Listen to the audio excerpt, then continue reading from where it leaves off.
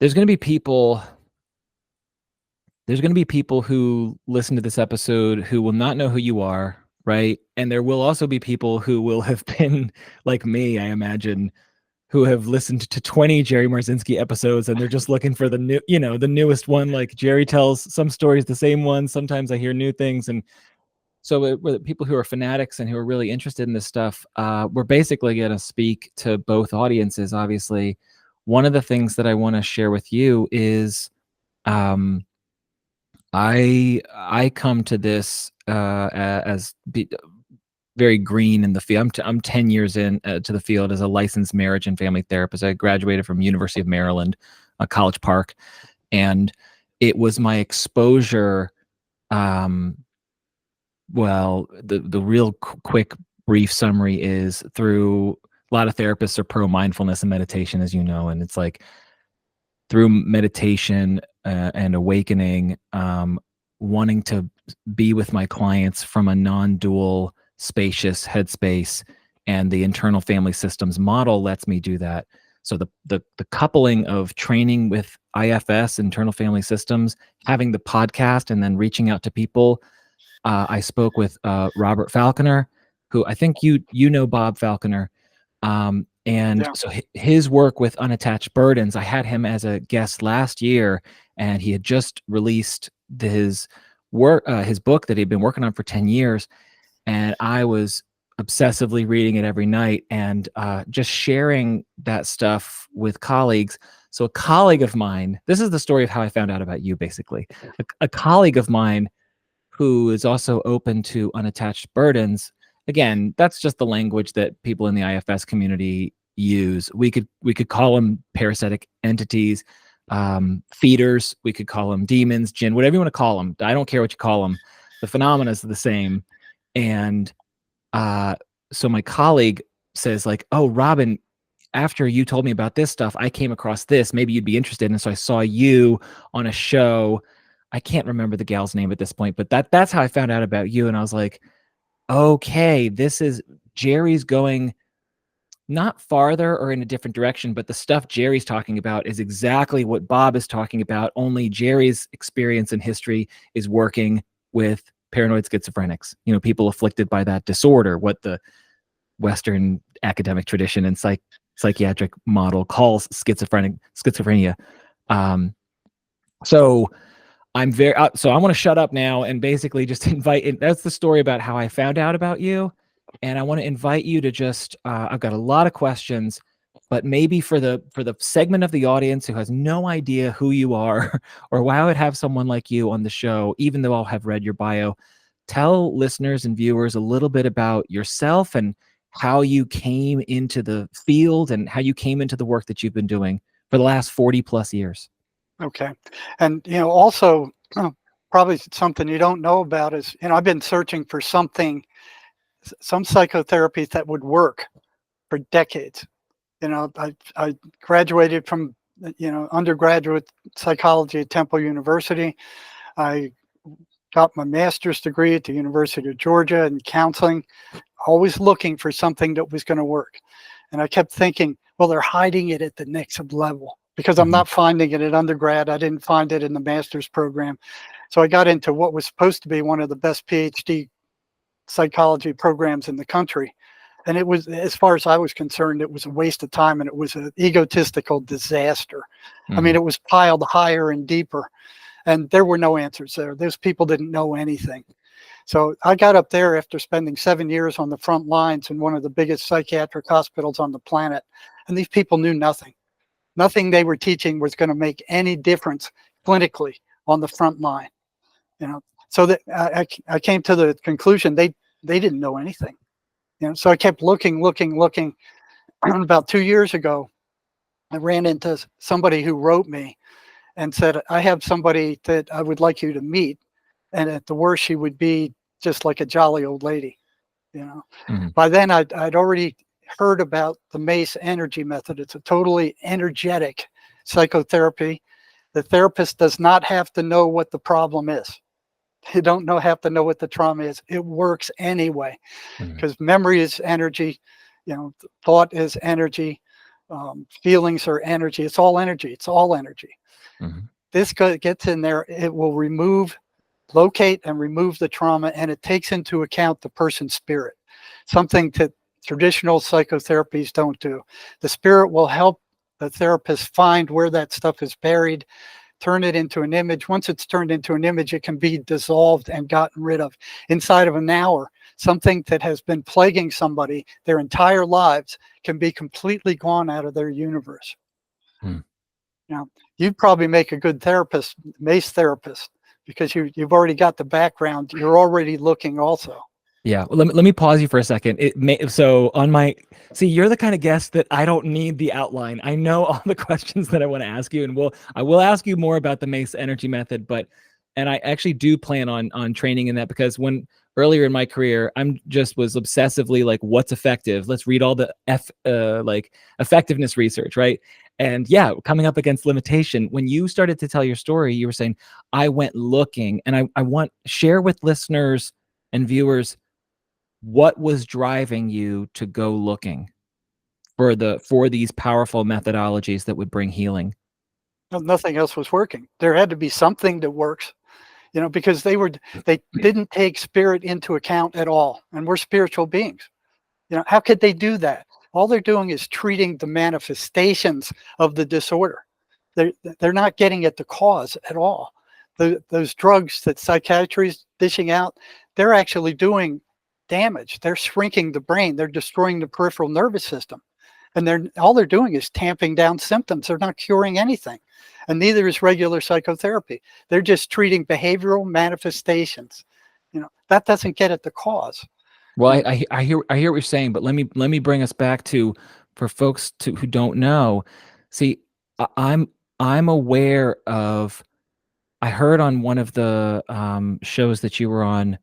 I don't remember how it came up exactly, but you were talking about your son, right? You have how many kids do you have? One. Right. So your son.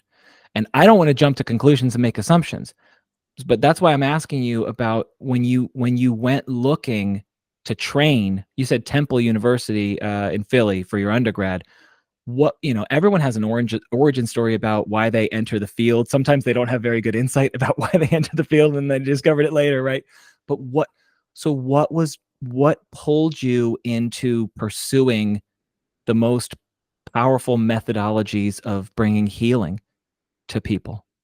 Well, I think it was, my upbringing was with a father who was a rageaholic, Mm-hmm. very difficult man, you know, um, was misdiagnosed with um, what is diabetes. And, he didn't have any energy. So the doctor started feeding him amphetamines. So Mm, he started getting crazy. So I yeah. was raised with insanity.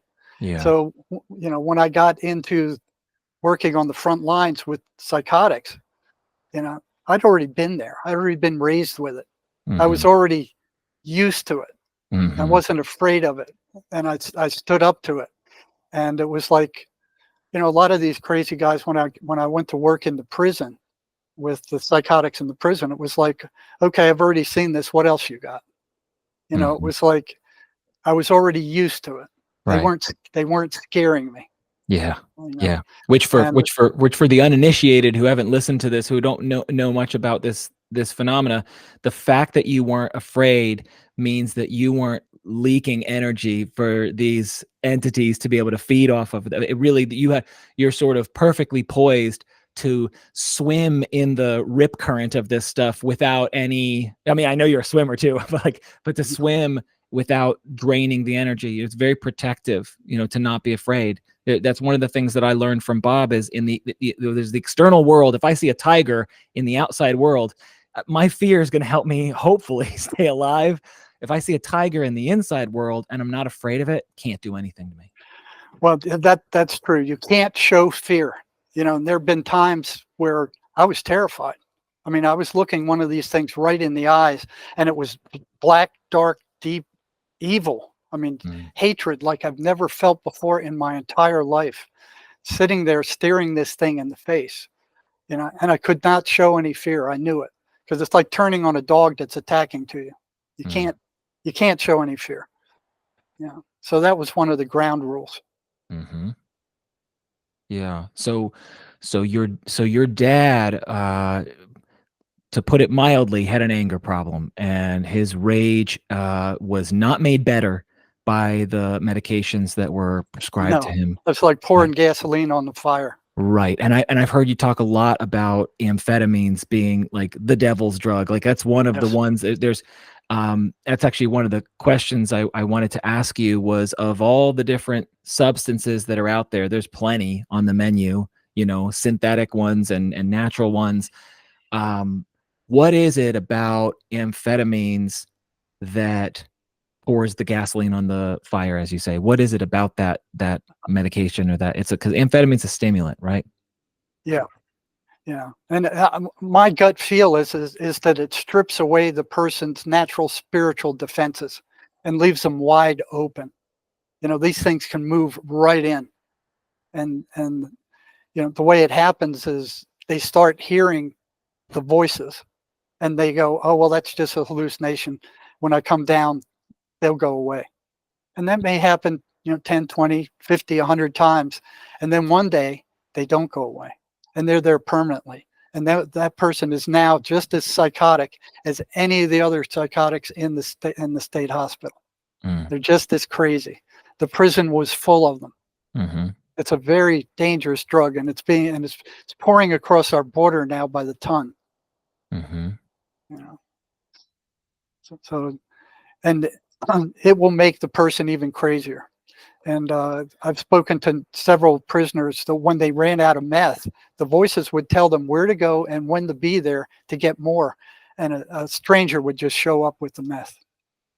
Yeah. No, and that's right. So there's the what traditionally is thought of as paranoid schizophrenia and hallucinations, you know, Jerry, you're referring to as the voices. I've read your book, and it's um you if you come to this material without kind of like a philosophy of good and evil or an openness to that spirit world, it Yeah. it might not you just might not have a container to understand how what's happening or what's working. And so I'm wondering if you might help ground our conversation to folks who don't know much about, maybe all they know is what they've seen in pop culture media, TV, film about, or you know, like a I'm thinking of Russell, is it Russell Crowe, A Beautiful Mind, like just like exposure to um hallucinations and paranoia and stuff. And if you could maybe help listeners and viewers understand how you see that kind of a diagnosis, what psychiatry, that what the establishment calls paranoid schizophrenia, and how do you view it in a way that's just radically different than what the establishment currently in 2024 still views these things as. So just maybe like Oh, differentiate those two philosophy or those two paradigms. yeah. I'd be glad to. I'll just follow your cue. So you just jump in whenever you want to, Yeah. and I'll just follow you. So I'll start off with a basic introduction. You know, kind of.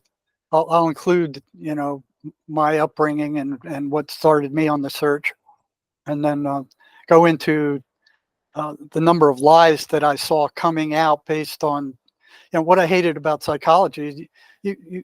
You couldn't prove anything they were saying. As an undergraduate, you had, except for experimental, where you had the rat lab, where you could go in there and run those schedules, and you could see it happen. Hmm. There was no validation other than it's like, oh, just believe what we say. You know, that's all there is to it. And the way I was raised, I didn't trust authority at all. So Hmm. here I am reading all this crap and going, how do I prove it's right? How do I know they're not lying to me? I mean, always Hmm. in the back of my mind. But you Hmm. had to you had to study it, memorize it, and spit it back out. That's the only way you could get through the mess. You know. And then when I got onto the front lines, I started finding all of these holes in what they had taught me Hmm. that were absolute contradictions, lies, and misconceptions. You know, they just started popping out like, well, that's not true, and that's not true, and that's not true, and that's not true. What else isn't true? Mhm. So I started looking for um, contradictions, and they were all over the place. Now Yeah. these guys don't want to change anything. They're making their living off of teaching bullcrap. Psychiatry is making living on prescribing toxic drugs that are destroying the person's brain, and that's what they've been taught to do. I mean, they're stuck doing that now. Mace is a threat to both psychology and psychiatry because it works. It gets at the cause of the problem. Nothing they do does that. So they don't want it. They don't want it out there. They don't want to adopt it. It's a threat to them. Yeah. Yeah, because I might be conflating your book and Bob's book, but in one of your books there was sort of like the medical history Of of psychiatry. yeah, but specifically what I'm asking about or pointing to is just when, you know, we as a species, um, our different human cultures were more open to the effect of spirit on one's physical health. Long And ago. yeah, yeah, exactly. And this is kind of like my wife. I'm borrowing something my wife says is like we need to integrate what we forgot. We don't Yes. integrate it. Yeah, we don't integrate it at our Yeah. peril. And Right. and so there was like a medicalizing of these phenomena at a certain point, and I don't know what century it Not, was, not but 1910. It was a Flexner report with the Rockefellers. yeah, talk They more came about that. out, but they took over the medical system at that time, and made it illegal to teach anything in the universities beside pharmacologically based medicine. So they knocked out naturopathy, they knocked out Tesla's violet rays, they knocked out acupuncture. Everything else was garbage except the medical model, and they did that because they were selling drugs. I mean, So that. it sounds like a perfect recipe to have holes in the educational paradigms later on, right? If you say you Oh knock yeah, this right, when you knock out these other traditions, naturally, when students in the 80s and 90s, et cetera, start or 70s, right? That like now they're finding holes. I mean, your skepticism when you say like I have a healthy skepticism not to trust what I'm being taught unless I can actually validate it and verify it with more than just one sense. Um, so your openness really seems to have put you at a place where you can not, I guess, fall down or not challenge what you're being told, right? And so, like for example, like when I was in grad school, I was a atheist for 20 years. When I was in grad school and I was taught internal family systems, I was an atheist. And so when they were talking about the self, the higher self, I'm just kind of thinking like that's probably some like metaphor. I was looking at it through that kind of a lens. So for anyone who's listening to this or watching this conversation who might be skeptical or like, what in the fuck are these two guys talking about? Like it's really the invitation is to bring all of that skepticism, bring that here. If you know someone who's suffering, uh what's the prime modus operandi? The prime directive is like, let's alleviate suffering. Let's not, what the Hippocratic oath is, do no harm, which I know you're probably gonna say you're the psychiatrist are failing that one, right? that big time. Right, right. Um, and so if we're open to what will help someone, and we have to kind of not throw out all our theories, but at least just put them on another desk. Just put them somewhere else for a moment so that you can be open to what you might be blind to. For example, like what you discovered in your decades in the trenches, what you were being told, don't encourage the patient to interact with their voices. Don't collude with the hallucination or whatever it is. And you had an openness to say, well, what would happen if we did? If it's not going to hurt them? I mean, you should tell the story, not me. I'm sorry, I'm a little bit of a blabbermouth here. So, Okay. how did you? It's just my endless curiosity. How did you start to entertain or be open to the discovery that there were patterns with the voices, say, for example? Well, I started seeing them. When I started questioning these people, patterns started appearing. Yeah. And the first one was negativity. The second one were they were anti-religious, and the third was they were being drained by these things. There's a one-to-one correspondence between their energy being sucked out of them and the voices showing up. Now, hallucinations are totally random. Psychiatry and big pharma have done no studies whatsoever over the voices because they think they already know what they are. You don't do research on something you think you already know what it is, you know? So they're teaching this in the universities just because they have proclaimed that the voices are hallucinations because they look like hallucinations, you know? It's like, so then they started teaching this in the schools. They're still teaching it in the schools, and it's totally wrong, you know? So I can start off with, like a early, how I got into this and, Please. then go and feel free to jump in and redirect. I will. I have impulsive parts of my personality that will Okay. they'll bypass my more disciplined parts. But please, yeah, I'm very curious about how you got into it, and because as many times as I've seen you on different shows, I don't know that that I've heard you tell the story of the backstory, I guess. Okay. I can do that. Yeah, go for it. Okay. When you're ready, we'll go. I got till about 1 o'clock if you want to run that long, but I got to be out of here at 1. My Okay, time. one your time, which is 3 my time.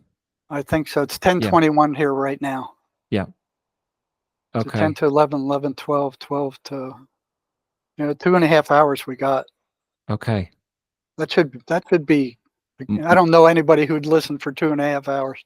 there's plenty of people. There's an audience for long form podcasting and Oh, shows. really? Oh yes, because what happens is, yeah, you don't sit. You're doing laundry, you're mowing the lawn, you're driving your car, you're working out. People do all sorts of stuff, and they'll listen to the conversation for maybe Oh, an hour, and then they'll come back to it tomorrow, and they'll listen to more of the oh, conversation. Oh oh, yeah, okay. oh yeah. So All no, right. please jump in. Right now is as good a time as any to share with our listeners about your origin story and how you got into the field. Okay. Whenever you're ready. I'm ready. Go for it. Okay. Are you recording? Oh yeah, yeah. We've been Oh, we've we've been been. recording. Oh yeah, Oh, I we've didn't been know recording. that. I Oh didn't know yeah, that. yeah. My Okay. my apologies. Yeah. Okay. So you wanted me to get into how this all started. Is I was raised with a rageaholic father. Okay? So he was very emotionally and physically abusive, and uh, he wouldn't just slap around. I mean, he would actually punch me in the face. And there was one time where he knocked me on the floor, and I woke up and he was on top of me trying to gouge my eyes out. And it was like, okay, buddy, you either fight now or you're going to die. Mm. You know, it's either fight back or die. He's going to seriously hurt you. And I decided to fight back. And even before that, when I was younger, he took out his belt and he was hitting me as hard as he could with it. And I was like faking like I didn't feel it.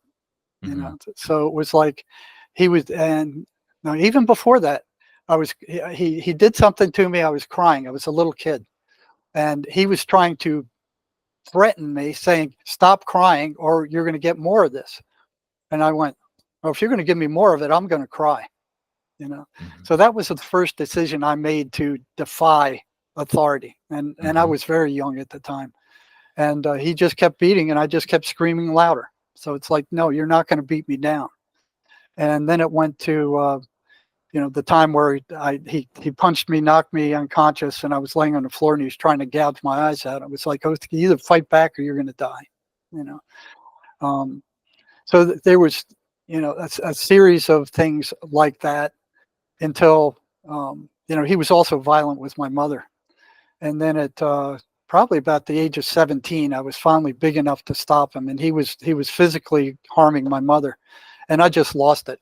I just picked him up, threw him against the wall, and picked him up and slammed him against the wall and said, "You harm my mother again, I'll kill you." And I Mhm. picked him up and threw him across the living room. So he knew physical um, uh, abuse was no longer an option for him.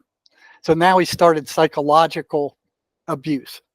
It was like victimization and poor me, and then it switched to psychological terrorism. So I went from one to the other, and then was dealing with that for years. So by the time I was old enough to get out of there, I mean, at age 17, I was out of there and I was at school, and it was just such a relief to be out of there. And I bet. I was immediately attracted to psychology because I'm like going, my head is messed up. I came out of this violent, physically, psychologically abusive environment. I'm messed up. I'm angry. I'm impulsive. I have a hard time concentrating. I got to figure out what's going on with me and straighten myself out. Mm-hmm. So I think, like a lot of people in psychology, I went looking in psychology. Yes. So I'm like, okay, they may have the answers. Introductory psychology was basic stuff.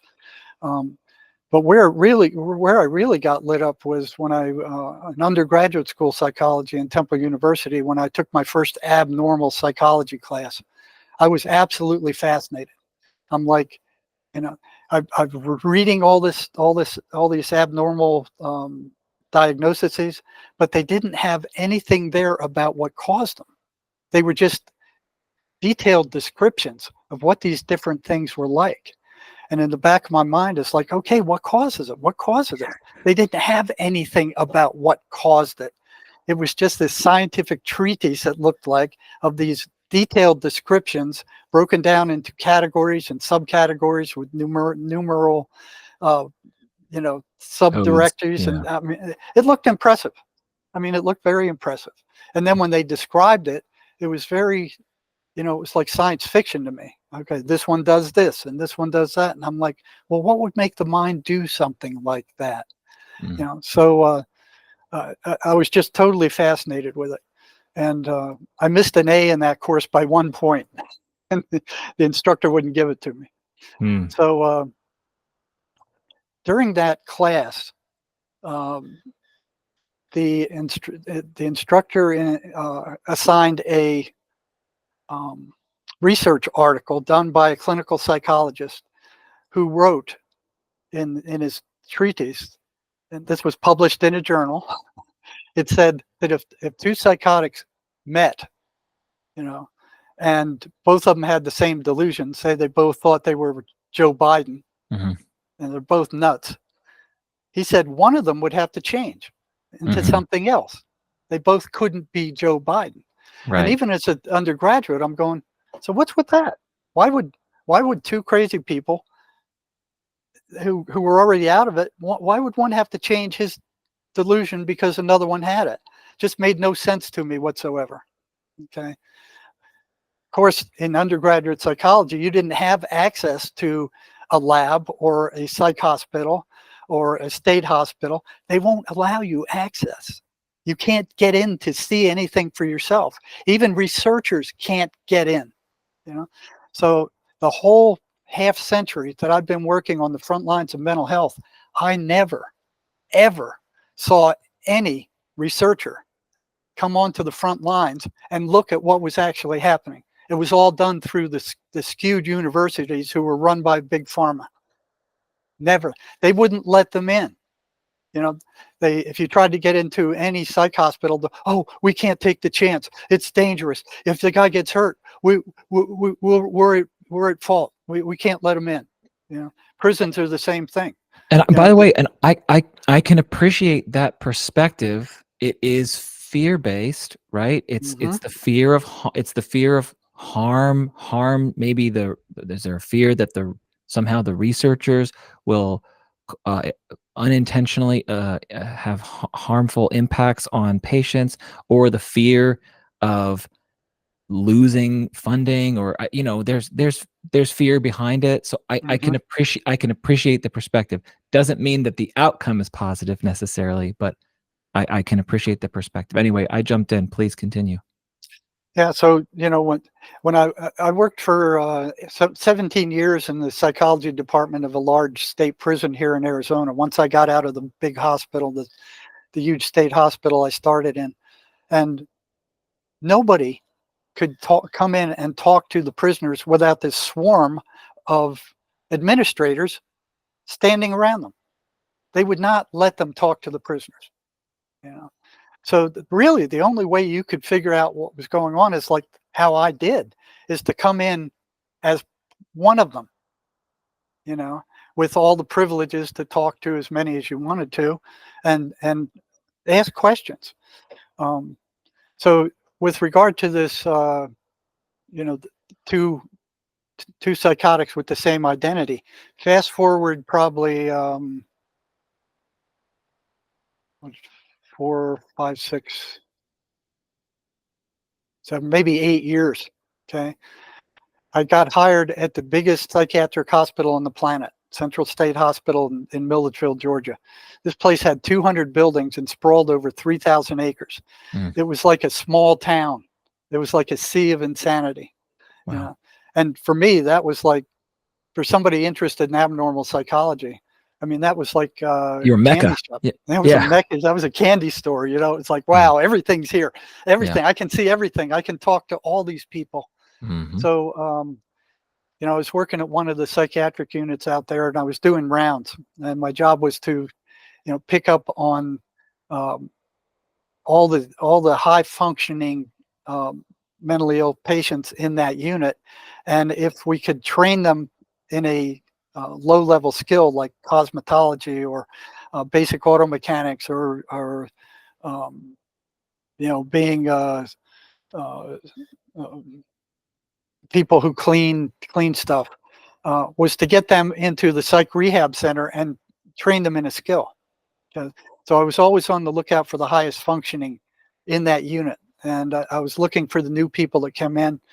And one day I'm on the second floor of that psych unit making rounds in the morning, and I see a patient I didn't see before. Okay, and he's carrying on a conversation with the voices. Now, before that, in college, they taught you, well, the voices are hallucinations. You know, so I thought hallucinations, well, they're random. They're like word cabbage. They don't make any sense. They're just, you know, garbage. Just who knows what they are, but they don't make any sense. This guy's and others, here they are carrying on complete conversations with something they're hearing that I can't see. Mm-hmm. Yeah. So it's like listening to one part of a phone conversation and not being able to hear the other. Mm-hmm. So I could hear what the patient was saying to the voices, but I couldn't hear what the voices were saying back. So here's this one patient I hadn't seen before. He's carrying on a conversation with his voices as he's walking around the big day room. So I go to creep up behind him to see if I could hear what he's saying. Okay? And I get close, and I could hear that it was like at one side of a conversation. I could make out clearly what he was saying, and he was responding to whatever they were saying. And then he catches me. And he turns around, and he looks at me, and I introduce myself. I say, I'm Jerry. I'm the psych for this unit. I haven't seen you before. Are you new? And he said, yeah, I just got here a few days ago. I said, what's your name? He says, well, I'm Jesus Christ. And I look at him and I think, and I'm like, I go, well, I said, I look him in the eye. I said, no, you can't be Jesus Christ because I am. Mm. And I'm like, okay, what's he going to do? You know, I'm standing there like on pins and needles watching him, you know, okay, what's he going to do? Is this garbage they said back there, this paper they made me read? Is there anything to it? Here's my chance, you know? Mm-hmm. So he stands there and he's kind of looking around, you know, like thinking about it. And then he looks back at me and goes, okay, we can both be Jesus Christ. And he strums off. And I went, okay, what else did they lie to me about? Mm-hmm. You know? So that was like even more, I already had a basic distrust of authority, you know, Mm-hmm. and that fed it more. Mm-hmm. Okay. So it's like, okay, if they lied to me about that, and this was a clinical psychologist, what else did they lie to me about that I couldn't prove? Okay. And, you know, when I went to work at this big hospital, I mean, there were hundreds of staff there, and there were, you know, many hundreds of schizophrenics, all hearing voices. And they were the ones that were causing a lot of the problems. You know, I could see that if they were listening to those voices, their behavior was bad. You know, it was skewed, especially if they weren't medicated. They were causing major problems listening to the voices. You know, And I'm like, well, what are these things? You know, why isn't anybody interested in them? Nobody was interested in the voices. It was like they were all taught in school that the voices are hallucinations. They believed that. They felt they knew what they were, so nobody was interested in them. They were just going, well, they're hallucinations. And I'd ask psych nurses, I'd ask attendants, I'd ask psychiatrists, what are the voices? What are they? All of them. Oh, they're just hallucinations. They're due to a chemical brain imbalance in the patient's head. And I'm like, oh, okay. But why aren't they interested in what the voices are saying? Hmm. Why aren't they the least bit interested in? They weren't. It was like, oh, just take your medications and shut up. You know. So I started asking them, like, what are these things saying to you? Now it took me about 1.5 years to figure out how to talk to them, because there is no positive outcome to them talking about what the voices are saying. There's also no manual for you to read to be like, how do I do this? Yeah, Right? how do I do this? I had to figure it out the hard way. They don't Yeah. call them paranoid schizophrenics for nothing. Yeah. Yeah. So one thing I didn't know at the time is that the voices themselves do not want them talking about them. They give them a hard time, get louder and get more abusive if they start telling people about what they are and what they say. And they'll tell the patient, well, you tell people what that you're hearing us, they're going to back away from you. They're going to think you're possessed. They'll run away from you, and then they'll pick you up. They'll take you to a psychiatrist. They'll fill you full of meds, and then they'll lock you up. Unfortunately, that's exactly what's happening. So there is no positive benefit to them talking about the voices. So they keep them to themselves. So And by the way, just to say, there's something to be said about a culture in which that's true, right? Where when you say the voices are campaigning, the voices are basically it's a big threat to the sovereign sentient beings who are occupying the mind of the person afflicted by it. It's good for the voices to keep the person separated or to keep the person yes, afraid. yes, That's fertilizer for their corn crops, essentially, that's right? right. And That's food. right, That's right. food for them. But what I guess my commentary is is justifiable the word I'm looking for. It's sort of like that's something that a person could buy into because of the culture that we swim in. It's like, oh yeah, if I talk about the fact that am hearing voices, people will see me as pathological, see me as mentally ill, see me as maybe Robin needs to get some help, versus the kind of humble curiosity that you were bringing to say, hey, I'm wondering about where this stuff is coming from. Hey, like maybe this is not all it's chalked up to be or whatever. When someone's met with warmth and kindness and curiosity, well, then they feel a little bit safer, and that's what the voices don't want. They don't want connection. They want separation. Anyway, we'll Right. get there, but I'm jumping in. Please continue. Yeah. So that what you say is very true, because they're very suspicious. When you start asking them about the voices, right away they go, okay, he's going to send me to the psychiatrist, and the psychiatrist is going to drug me more if I tell him that I'm hearing voices. So Which that's is one true. thing, which is true. So I had to get over that. Right. And the way I did it was like piece by piece. Like one guy would tell me one thing about the voices, and another one maybe 6 months later would tell me something else about the voices, and then another one another bit. So it was coming in by little bits and pieces. So what I would do when a new guy came in, I go, I'm interested in what these things are saying. This is what I know so far. Okay, and I tell them I know this, I know this, I know this. What else can you tell me? And they would see that I was seriously interested in learning about what the voices were, because our job really at that hospital was to watch for schizophrenics who were starting to lose it and turn them into psychiatry so they could be drugged. So there was already to avoid, yeah, well, and that's to avoid harm, that they would harm someone else, that they would harm themselves, essentially, right? Well, that's part of it, and it's also to keep them under control so they don't cause problems. Okay.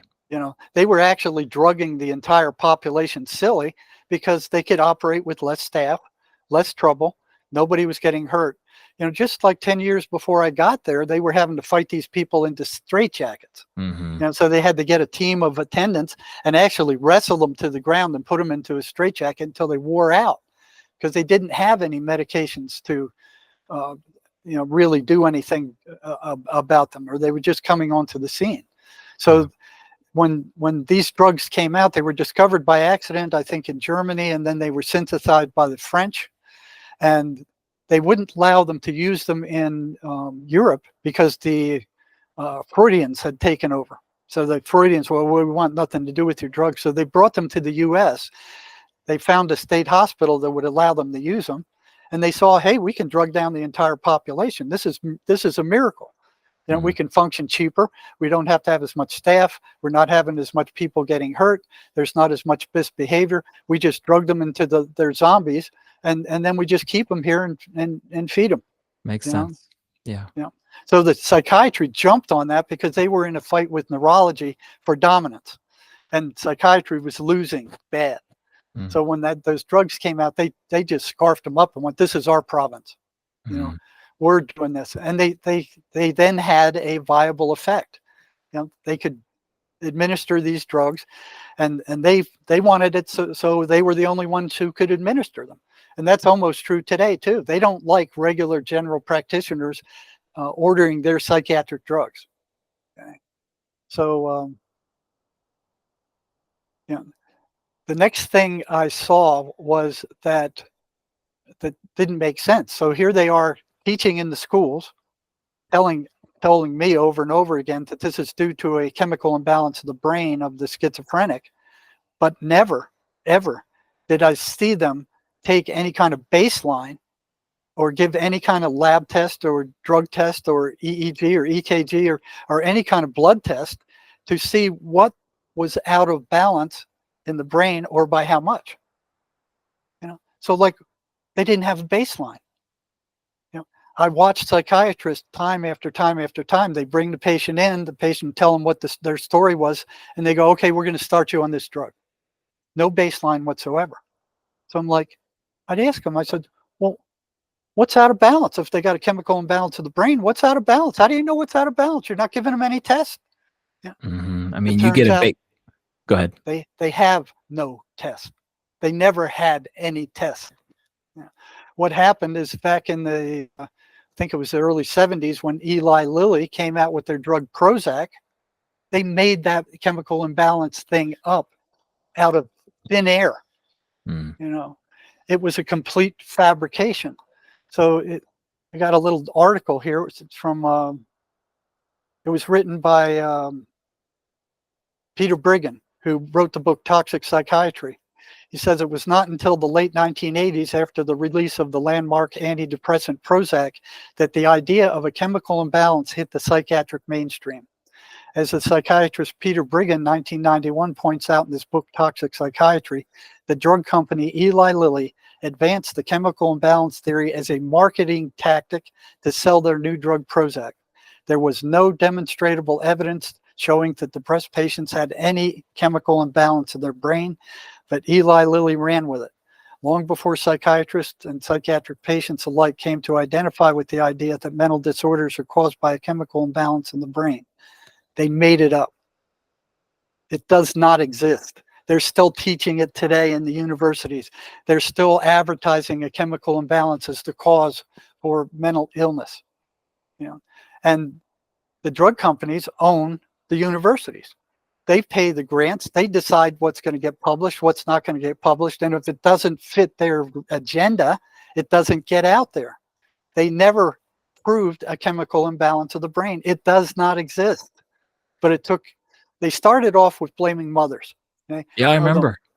Yeah, way back, and I think it was the 50s and 60s. The mothers did something. They made their daughters and sons schizophrenic by the way they behaved. And the mothers are going, "Well, what did we do? What are you talking about? I didn't do anything. I've been a good mother." So that was observable to the mass population. Okay, so they had to kick it up somewhere where people couldn't see what was going on.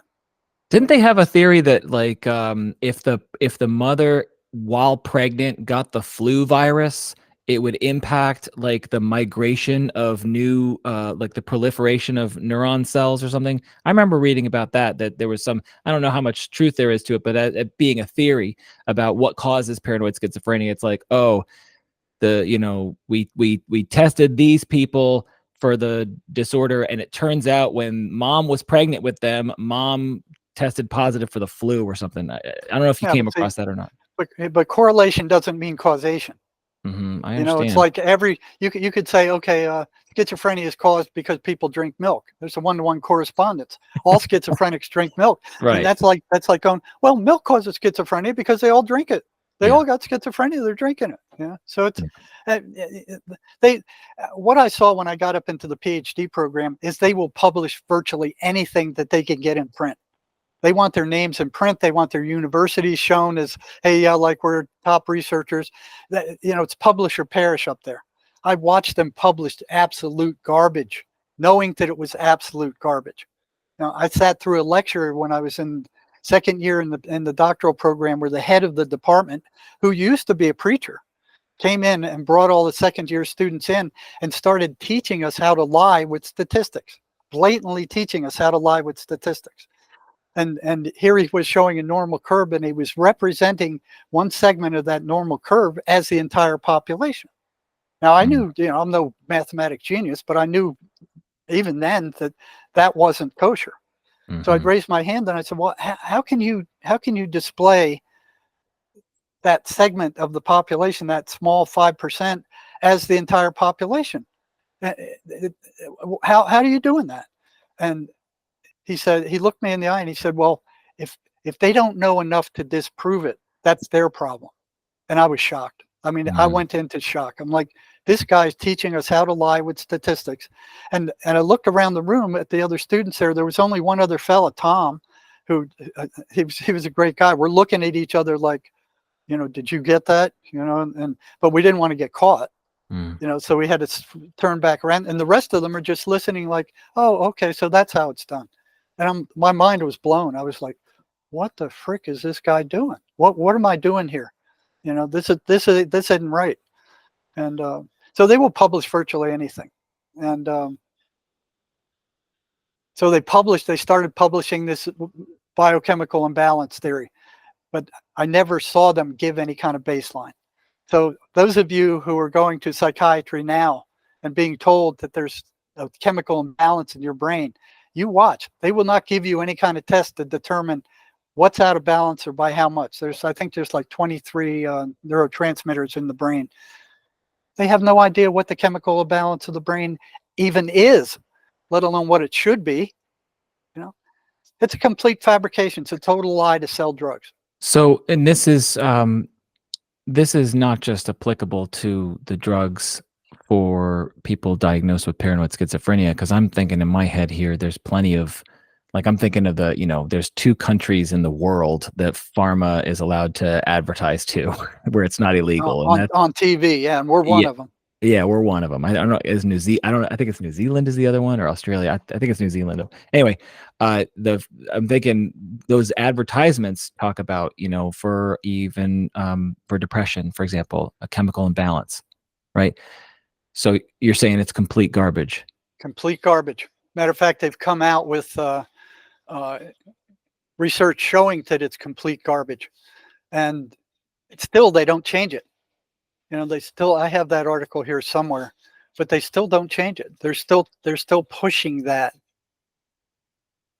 I want to, while you're getting that article, I want to ask you a question just to kind of inject it in the middle of our conversation here, which is, it's something I'm curious if you see mental health symptoms as existing on a continuum. So if we take kind of severely distressed people who are hearing voices that do not belong to them, that are not them, and they're being isolated, they're in a psych unit or they're in a prison, that's we can call on the normal distribution of using a bell curve or whatever. We can say that's pretty far to one extreme of suffering and illness. And then you have your high functioning, middle of the road, garden variety person who's suffering from generalized anxiety disorder, and is worried about a bunch of stuff. And I'm curious if you view the voices that people afflicted by that diagnosis of paranoid schizophrenia, the voice that there's just more of an infestation in those people, but that essentially it's the same realm of beings that are burdening the person. And so, okay, so Jerry, for those who are just listening to this, Jerry's nodding his head and saying, yeah, this is what I thought, and it's to me it makes sense to map it all onto that. But I wanted to ask you that. And yep, that's exactly what's happening. They don't just hit schizophrenics; they're much more noticeable there. Right. I mean, if you open your eyes and you look at what's going on, and you will see the patterns they run, but they hit us all. Right. So the person who's diagnosed and taking Zoloft and saying, I get depressed moods, and every now and then I just feel like I'm a loser, and I think even if I call my friends, they're not going to want to listen to me. That's also the same. That the infestation is just less than that of someone who's hospitalized or in a prison and suffering. So that's where psychiatry and psychology screw up. I mean, they're way off the rails here. We are spiritual beings. These are spacesuits that we walk around in. This isn't who we are. We are spiritual beings. The spirit leaves the body, it's gone. It rots. You are not your body. You are the spirit that drives your body. Like you're the one who drives a car. You get in that car, you drive the car. That car isn't driving itself. So it's like saying, oh, these cars, we're going to study the behavior of these cars. So like, oh yeah, when the light turns red, these cars stop. And when it takes green, they go. So, there's a pattern to the behavior. What happens if we change the light to yellow or something? Let's see what they do. So without taking into account who's driving the car. Who's making the decisions, the actual decider. So what's so dangerous about these voices, okay, is we're spiritual beings, so we're being influenced by spiritual beings from other dimensions, okay? And what's so strange about it is that we're a Christian society, and Jesus cast these things out like 23 times throughout the Bible. It's there. Yeah, I remember a story where there was someone. I went to the church where my family goes to. After reading Bob's material and reading your material, I remember getting very fascinated in possession and just how it shows up in the Bible. And one of the ministers was talking about a story about this guy. I can't remember what verse or what chapter it is, but basically the guy was chained up. He was the one who was infested by demonic possession. He was exiled from the community and chained because these entities can give people supernatural powers and supernatural strength, and it's like it requires chaining them away. And the story is basically, so Jesus goes to him, and essentially, like, the entities, the demons, they could pick up on the fact that Jesus has the skill to be able to cast them out, and they're like, so they say to him something like, "We are legion," like plural. And I've heard that. Yeah. Yes. Yeah. You've actually heard that from him. Yes. Yeah. Let's tell that story. I just wanted to close the circle. Jesus casts the demon. They beg, basically, they don't want to leave the guy, and Jesus, I guess, takes them out of the guy and puts them in, I don't know if it's sheep or pigs. I think it's pigs. Yeah. Puts them into the pigs, a whole flock of pigs, and then the pigs basically commit suicide. They just run and then those things are free to infest other people. Yes. So what's so duplistic about them is they hit us all. Okay. See, people think that because they experience thoughts in their heads, that those thoughts are theirs, that they belong to them because they experience them inside of their heads. Right. That's the farthest from the truth. Your brain is like a radio receiver. It picks these things up from outside. Okay.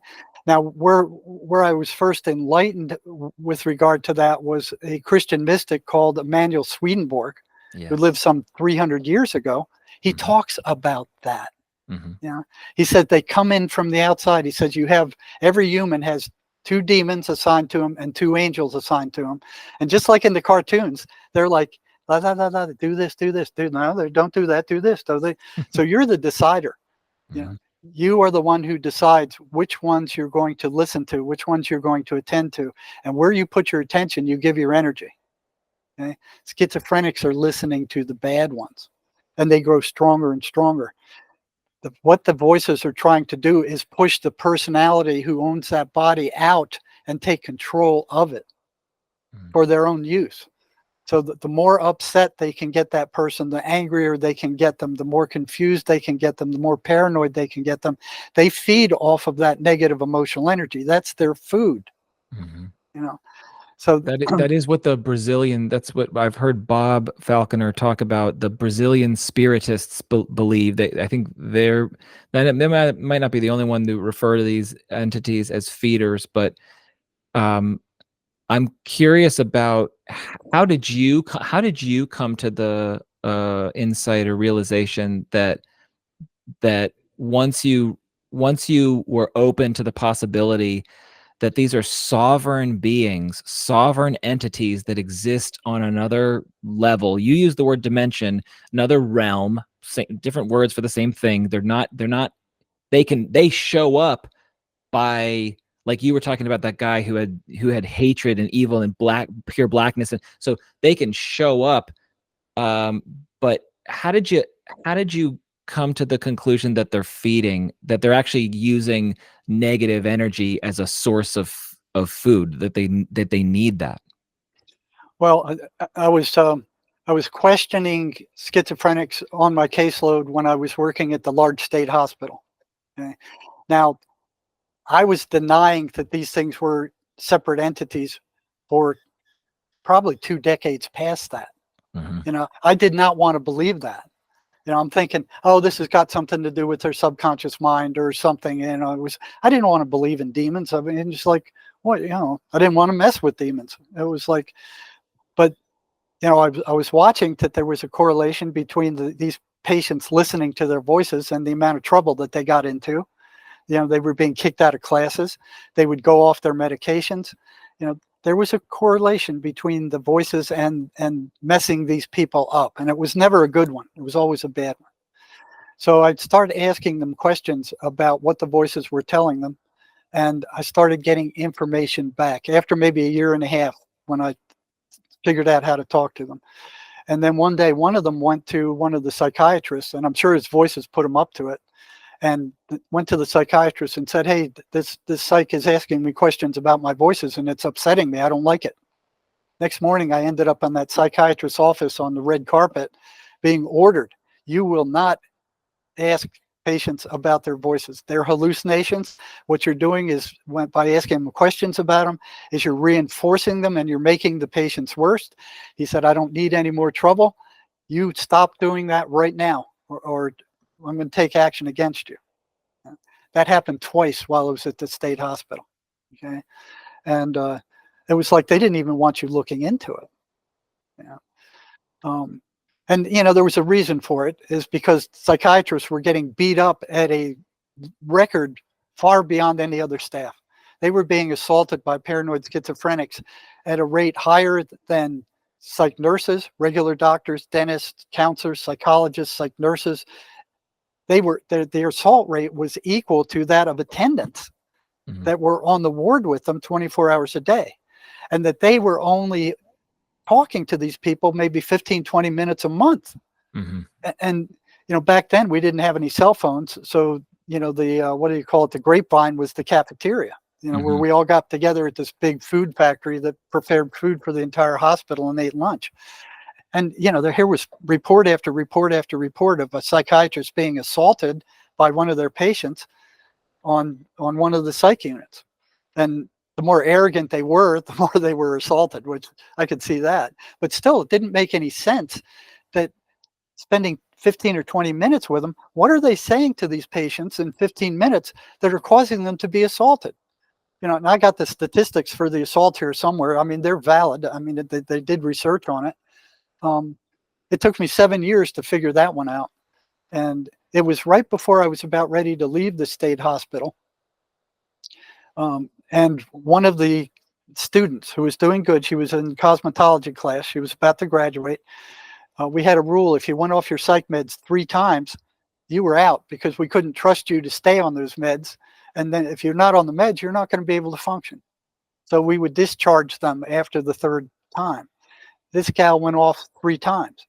I'd already spoken to her twice about that when she went off the first 2 times, and warned her, you go off a 3rd time, you're going to be discharged. So she went off a 3rd time, and I notified her mother that we're going to discharge her and send her back there. And her mother went, please don't do that. I can't deal with her. I'll come up there and we'll figure out why she went off her meds. And I felt sorry for the mother. I said, okay, come on up next Friday. She drove up, had the mother in the office and the client in the office, and closed the door. And we said, why did you go off your meds? Why did you go off your meds a 3rd time? You knew you would be discharged. Why did you do it? She said, you won't believe me. If I told you, you won't believe me. I said, try me. I've heard some really strange stuff since I've been here. I don't think you're going to tell me anything that shocked me. What was going on with you? Why did you do that? And I said, you knew that the meds kept you stable. You knew that you could stay in your class. You knew you could graduate if you stayed on them. You knew you might have a career as a cosmetologist if you stayed on your meds, and you went off anyway. What went on? What is going on with you? And her mother jumped in. Yeah, tell us. Why did you do that? Why did you do that? She said, you won't believe me. I said, okay, try me. And she said, because the voices told me that the psychiatrist was poisoning me. And they pointed to all the nasty side effects of the drugs to prove that point. Okay. And there were a lot of nasty side effects, awful side effects. And they had convinced her that she was being poisoned, and she actually was, by those drugs. So, some of the side effects of just one of these psychiatric drugs is skin rash, feeling of restlessness with an inability to sit still, constipation, dizziness, drowsiness, excessive saliva production or dry mouth, extrapyramidal disease, involuntary movements, shaking, tongue darting, generalized weakness, headache, nausea, weight gain, chest pain, fast heartbeat, low potassium in the blood, and it just goes on and on and on. Weight gain, trouble sleeping, blurred vision, dizziness, anxiety, headaches, sexual problems, fatigue, tremors, increased swelling, lower alcohol tolerance, bleeding, low sodium levels, vomiting, restless. It goes on and on. So there was truth in what these voices were telling us. There was truth in what the voices were telling. Okay. When she told me that, I said, that's why they're being assaulted. Now, even though these medications, these antipsychotics, are like major tranquilizers, they calm the person down. The voices don't like that, because they want the person jacked up. They want them upset. They want them generating as much negative emotional energy as they possibly can, because that's their food source. They don't want them dubbed down and calm. And they don't like psychiatrists doing that. Right. That explained why they were being assaulted at such a rate. That made sense. So saw that. And then as I'm talking to these people, now I had to be very careful after that, because there was an unwritten rule at the state hospital: is you don't irritate a psychotic if you can possibly help it. Don't, no matter what they're doing, unless they're causing danger to somebody, you don't irritate them. You don't confront them. You just kind of try to calm them down and keep them drugged and sedated. All right. So I had to be very careful that another one didn't go to psychiatry and continue to say, okay, he's still asking us questions. Right. So I had to lower the pace at which I was asking questions. Another thing I had going for me is that with my dad being as violent as he was, I had no way to fight back as a young kid. Right. So what I would do is I would irritate him or load him up as much as I could till I felt he was about ready to explode, and then I'd back off, all right, and leave him with the load. Okay. That was the only way I could get back at him. And if I made a mistake, if I misjudged, the consequences were severe. Yeah. So I became very good at okay, how far can I push him before he exploded? So it was the same thing with these guys. Once I got to working with psychotics, how far can I push them for the information I want without them going off? Right? So I was very good at it. I was able to always get much more information out of the schizophrenics as to where they were psychologically than virtually anybody I was working with, because I was aware of how the voices operated, how far gone they were, how strong they were. So I was able to predict things that none of the rest of them were. So one of the first patterns I saw was that the voices were negative. They were consistently negative. That was the most common trait. They were derogatory, they were insulting, they were abusive, they were destructive, and although they might have played like they were helpers at the start, like, oh yeah, we got special powers, we can help you, we know stuff that you don't know. They're just trying to get the trust of the patient to let them in. Yeah, I'm thinking about the vampire myth, right? Yeah. Like you have to invite it in. You have to invite it in. It can't come in without permission. Although I do believe that these things can get in without permission, right? That these things get in with trauma. With trauma. Trauma brings these things. Go ahead. Yeah, but it's at the same time, the trauma does, severe physical, mental, sexual trauma, emotional abuse, all of those open up the person. I don't know a schizophrenic who hasn't been traumatized. All of them have suffered severe trauma. That opens them up for this. And the voices, they're around us all the time. These evil spirits, they're like sharks swimming in the ocean, smelling blood. I think about the immune system and how when there's viruses all over the place all the time, and our immune system just deals with it. And when we have a poor night's sleep or stressed out, or if we are using illicit substances, this opens us up. And then the viruses that are always there, and the immune system just deals with them. Now there's a crack in our armor, our immune defense, and then we get an infection. But then the immune system eventually heals it and gets it back out, and we come back to homeostasis. And I think about, the spiritual immune system. Trauma ruptures that, or even someone who's trying. Have a good intention to try to heal their trauma, and they're going to go do some like ayahuasca ceremony, and they do a psychedelic, but they don't realize they're dissociating out of their body, and that at a ceremony where people are all out of their body, that also leaves you vulnerable. There can be a crack in the armor, and these things can jump between people. Yes. Yeah. Anyway, I derailed us with the vampire comment, but I wanted to, and feel free if it feels like you're gonna get to this point, but I'm still lingering or curious about the food. Your insight on how did you were talking about there's a pattern, and the first one that you realized was negativity. So yeah, I guess that's where you left off. Go ahead. Right. So the patients would tell me, these voices tell me, you're no good, you're stupid, you're ugly, you're crazy, nobody loves you. They're faking like your friends are faking like they care about you, but they don't. Every negative thing that you could think of, these things put into their minds.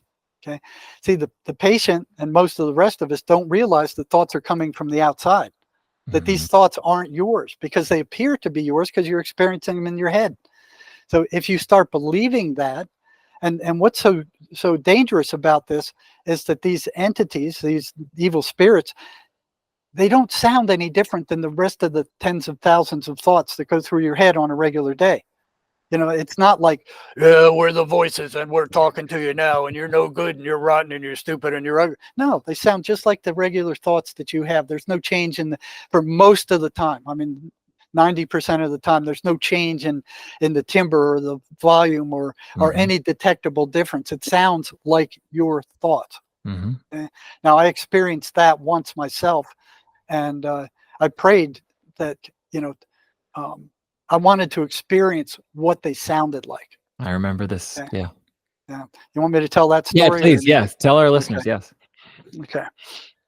So I as far as I knew, I'd never experienced these voices. So I started praying, like, Lord, let me experience what they're like. What do they sound like? What are they like? And it was about maybe 2, 3 weeks later. I'd come home from the psych hospital exhausted all day, and I lived on a lake. So I around sunset, when the traffic started dying down on the lake, I would go out for a swim. I'd love water. I was like a fish in water. I was very comfortable in the water. I was already a certified scuba diver, and the certification back when I took the test wasn't anything like it is today, where you go for a few hours and you're done. Temple University required us to have a semester of skin diving before we could ever get into the scuba class. And then once we got into the scuba class, then they tortured us. You know, they had a 30-foot diving well. They'd throw in all your equipment at the surface, 30 feet down. You had to go down, put it all on, and then appear at this window, where the instructor was, to him to see that you clear your mask and you've done everything right, and then continue to the surface. So it was pretty brutal. The checkout dive was in December in this, what do you call it? It was like a mining thing that filled with water, a quarry, and it was freezing. And I remember the instructor's hand. I was down the bottom. Here's the instructor, and I watched his hand come to my face, and I'm going, "What's he doing?" And he grabs my mask and he rips it off my face and throws it. And I'm like, "God darn it!" It was the only warm place on my body. So I'm very comfortable in the water, and they taught us how to survive, how to do the survival float. So as long as you weren't dying of hypothermia, you could stay alive for days and days. And so I went out swimming, and it was at sunset, and I hit my stroke. So the air intake and the amount of energy I was expending were balanced, and I was cutting through the water. It was like glass surface. There was no waves whatsoever. It was just like glass. And I was like, it was like a meditative trance. I was just going. And I didn't even know how long I was swimming for. And then I started feeling tired. I came up to the surface, and I'm like, where am I? And I was way far out. I'm looking around, and I'm going, I'm too tired to make it back to the shore, And I'm thinking that, and here comes this voice, comes into my head, repeating what I just said. It was a thought that sounded just like mine. Okay, you're too tired to make it back to the shore, and it's starting to get dark. And the lights are going to start going out. And I was aware of all these things. I'm like, okay, I know. And then it says, once the lights go out, you're going to become disoriented. You're not going to be able to find your way back to the shore. You're too far out. You can't make it back. You're too tired to swim. And I go, yeah, right. Now I understand that. And it's getting dark. So what I realized is the thing was using a yes set on me, like salesmen use. Well, you really like this vacuum cleaner. It picks up all the dust in your house and does this and this and that, and it gets in the corners and it does all these other things that doesn't it? Yeah. Well, you want to buy it, don't you? Yeah, I'll buy it. So they started yes set. So this thing was running a yes set on me. Only the end of the yes set was, you're going to drown. It's like it would give me all these truisms. You're too far out. You're too tired to make it to the shore. It's getting dark. The lights are going. All those things are true. And then it says, you're going to drown. And I'm like, where in the hell did that come from? That wasn't my thought. I wasn't worried about drowning. It hadn't even crossed my mind. It was the least thing on my mind. It was like, well, I'll just go into the survival float. And what you do is you put your hands behind your back like a dead man, and you just float. You're taking a big deep breath, and you're floating with your face down in the water. Your back's up, your legs are dangling. Requires no energy whatsoever. When you run out of air, you whip your head up real fast. You blow all the air out of your lungs real quick, because you start sinking immediately. You're neutrally buoyant at that point. Before you go under, you put your face up and then suck in a big lung full of air, and you keep sinking for a couple of feet, and then you pop back to the surface and you start floating like a dead man again. You hold your breath until you run out of air, and then just do it again. You can do that forever. It takes no energy. You're just moving your head up and down, and you can rest up forever that way. So I started doing that. Okay. And every time I came to the, up for air, here's this thing again, you know. I started thinking, and this voice shows up again. It goes, you're too tired to make it back to the shore. It's getting dark, and you're sinking. You're sinking toward the bottom, and I was temporarily. You know, it's all true, and you're going to drown. And I'm like, what the hell is this thing? You know, it wasn't me because I wasn't worried about drowning. Right, I mean, because you didn't have any doubt in your skill as a that's swimmer. right. None. None. So it was like, where's this coming from? It's not me. I know it's not me. Yeah. So I started messing with it, and it was starting to get, you know, the light was starting to fail. So what I did is every time that I went down to I let out the air. I'd sink down a couple of feet. I'd let some more air out on purpose. All right, and I would sink further. Okay, just like I was spiting it. It was like, oh, yeah, you know. I'm associating to just you're poking your dad, right? Like I'm getting the voice back, right? I never thought of it that way, but I guess you could look at it that way because that's what I was doing. Oh, I'm going to drown. Am I? Okay, well, I'm going to let some more air out, you know. And I started I started thinking. Now, what there is they have something called a crush depth, where when you get down to around 10 feet or something, the water pressure actually collapses your lungs, and your positive buoyancy is neutralized because you're no longer displacing the amount of water you were before. So your lungs collapse and you start sinking really fast. So I hit that, and I'm sinking really fast, and it seemed faster than normal. And with this thing going on, I'm like, you know, so I shot toward the surface. You know, like, that's a little bit too fast. That's a little faster than I remembered I should be sinking. Got to the surface, you know, popped my head up, started taking a few deep breaths, and here it comes again. Yeah, the lights are going out, the sun's going down. You were sinking toward the bottom. You can't make it back to shore. You're too tired, and you're going to drown.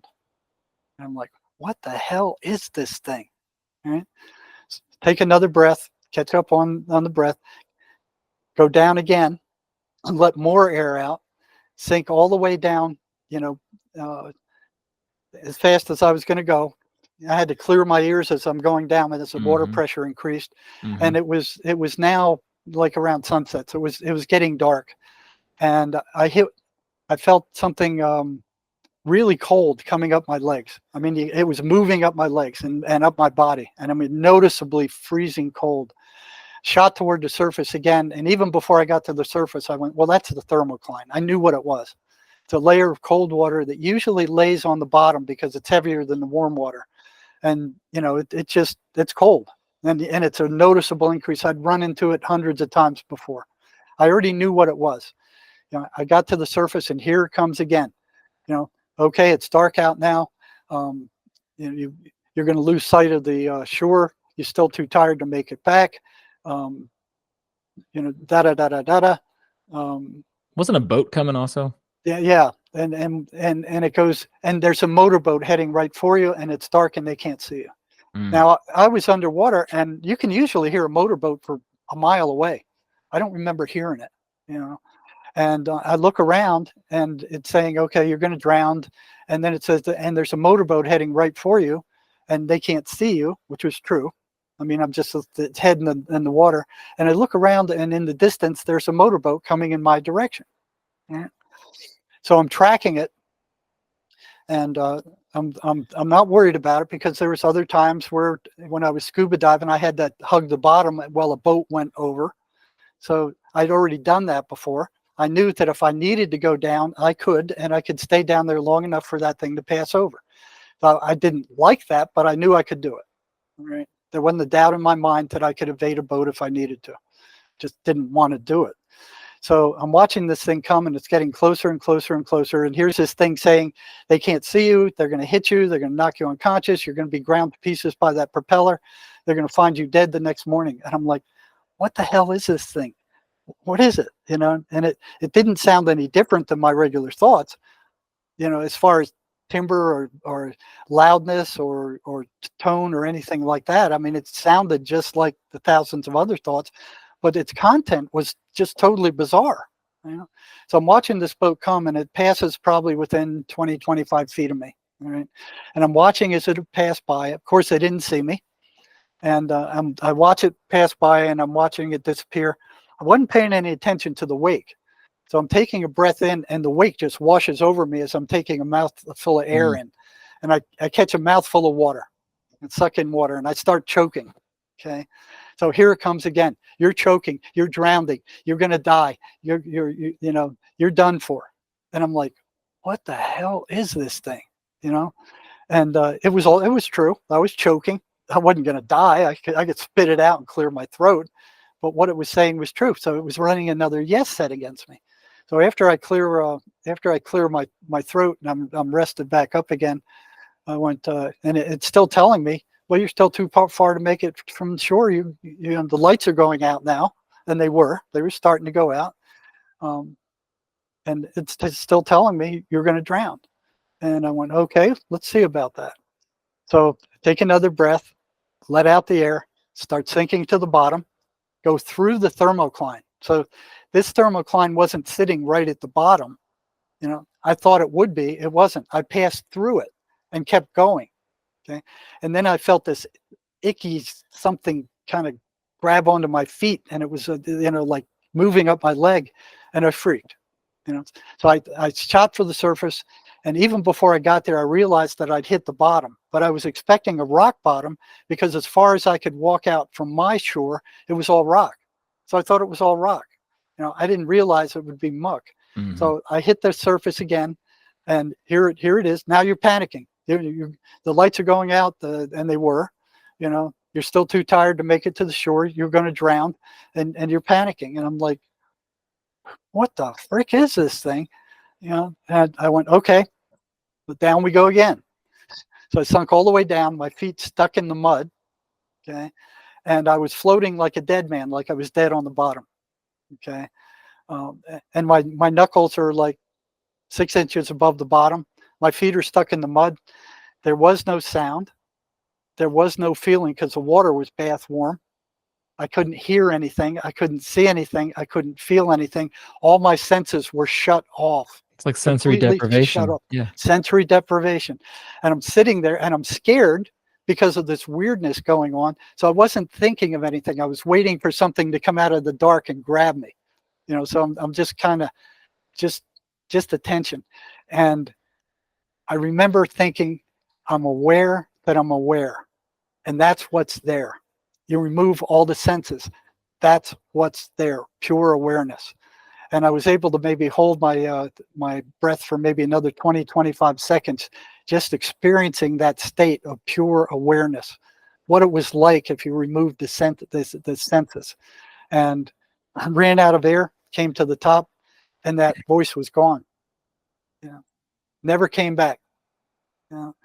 But what shocked me about it was that it sounded just like my own thoughts.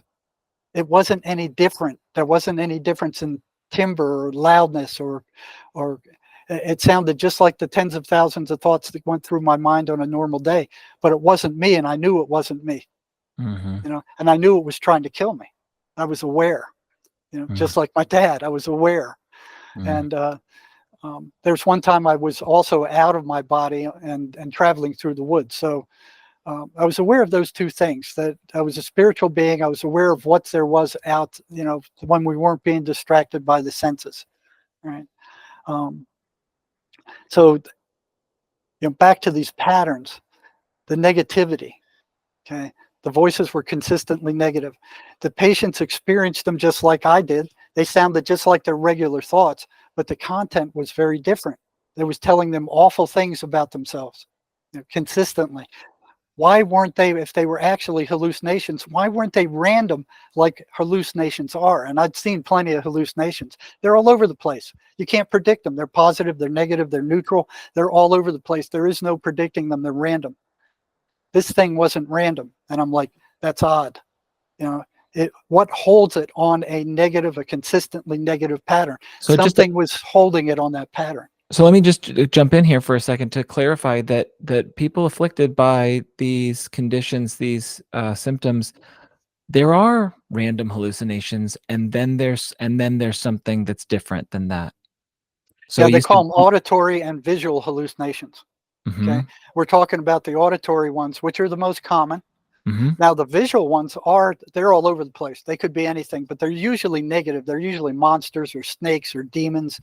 Again, they're consistently negative. I've never heard of a schizophrenic talk about a positive hallucination. They're all negative. So Mhm. another Well, pattern. and just to play devil's advocate here, it's like, well, maybe the people who experience positive hallucinations are not the ones in prisons and psych units. Right. Yeah.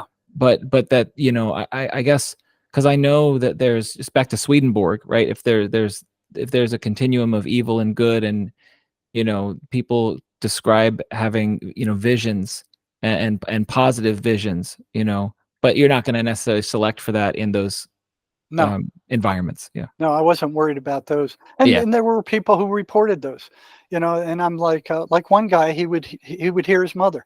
So we finally got rid of his voices. It took like 6 months. He was completely free of them. He worked really hard to do it. I mean, there are ways to get rid of these things if the patient is willing to work at it, and with MACE now it's even quicker.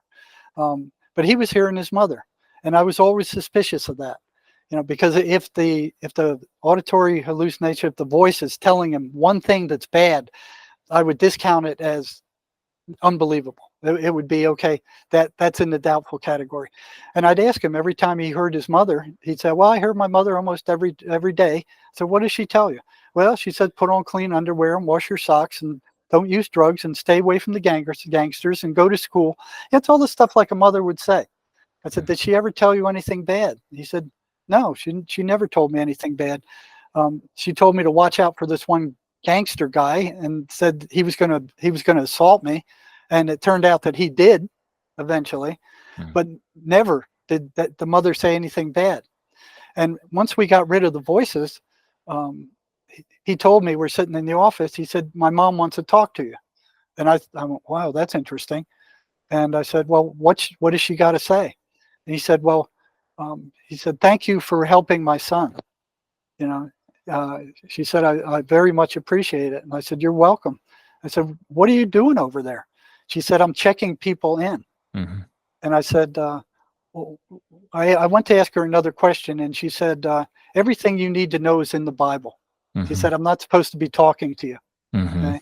And that was it.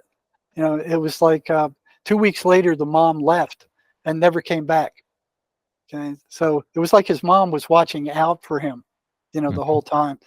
And then while working in the emergency room, the last 10 years, I was working in the big hospitals around Tucson in the emergency rooms doing psych crisis. And it was there that I saw the influence of the positive spirits. They don't talk in voices like the negative spirits do. They talk in feeling and intuition, Mhm. and serendipity. I watched people come in that I evaluated that should have been, by all rational rights, dead. I mean, they should not have survived what they went through, and they did anyway. It was very clear that something was watching out for them and preventing their death. Mhm. The first one that kind of pops to mind is one lady who she was suicidal. She was divorced. She lost her job. She was about to be evicted from her apartment. She didn't have any money. Um, she had a young teenage son living with her, and she's going, "I can't deal with this anymore. I'm going to kill myself." But she didn't have the guts to shoot herself or cut her wrist or anything like that. So she decided she was going to go to a railroad track in a small town south of here. She was going to wait for the train to come, and then she was going to run in front of the tracks and let the train bash her little car. Okay. So she was on the phone talking to her sister in San Diego, telling her goodbye, and saw the train coming. So she hung up. She was drugged up. She was drunked up. She drove her car in front of the train, and the train slammed into her car, full bore. Okay, knocked it into another track, and a second train came by and hit the car again. So she's hit by two trains.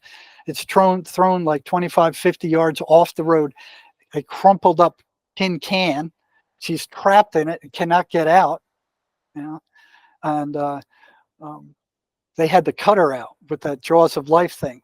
So, you know, like 2 hours later, she's sitting in front of me in the emergency room, and all she's got is a black eye. Just hit by two trains, and she's sitting in front of me with just a black eye. That's And I'm like, unbelievable. so I'm like, right away, my tension picked up, and I'm like, what were you feeling when you came to after the two trains hit you? She said, I was furious. She said, that absolutely furious. I Mm, did not want to be here. I wanted to be dead. I did not want to come back here. And I said, well, what happened after you calmed down? She said, I heard a voice saying, everything is going to be okay. And she said she felt this very strong feeling come over her, like everything was going to be okay. It was just this knowledge that everything was going to be okay. mhm. And here she is in the emergency room after running her through a psych eval. I didn't feel she was any longer suicidal, but I didn't think psychiatry would ever let her out after making a serious attempt like that. So I wrote up my report and I said, I don't feel she's suicidal anymore. I think she's learned her lesson. I think she's good. Um, I would let her go. Now they listened to us maybe 90-95% of the time. They would do what we said, but I didn't think they would do it in this case. He let her out, you know, and there were time after time after time after time like that. It happened so many times. It was so common that I should have been writing these things down, you know. But I just have like a handful of stories that I remember the most. It's very clear that there's also positive forces at work also. Mhm. And they don't usually step in until the person's in serious trouble or on the verge of death. They have to have your permission for the most part. They're not Mhm. like the negative ones that can come in without your permission and take over. That's kind of what I've heard of the difference is the good ones, yeah, they won't come in unless invited. And I Mhm. kind of botched that a little bit in terms of the vampire myth is that you have to invite the vampire in for it to take occupancy, but it's actually not true. And that's what I've been told is that the good guys essentially they respect you. They think people get scared when they encounter something supernatural, and it's like only if you're not afraid are we going to be revealing ourselves to you, you know. Well, yeah, it's hard for them to get a hold of if you're not afraid of them. I mean, they feed on that fear. They instill that fear. That's their food. That's what they want. And that's what You know? and that's what I wanted to come back to is you're not the only one making the claim, and how did you arrive at that not just fear but anger too, anything Mhm. negative is their sustenance. How did you deduce that? Yeah. Because that's what they're evoking with the negativity. That's what they're telling these people everything that they possibly can that's going to make them angry, that it's going to get them fearful. You name it. They're trying to evoke that. You know. The second thing I saw was that they were anti-religious. They did not like these people going to church. A lot of the schizophrenics at the state hospital felt that there was something wrong, that these things were evil, and they would go to church. You know. And then I had one come to me one day and said, I prayed the 23rd Psalm and the voices reacted like worms thrown on a hot frying pan. Hmm. And I said, that's interesting. You know, so I started asking the rest of the schizophrenics, you know, what happens when you pray? What happens when you go to church? You know, it was clear these voices were anti-religious.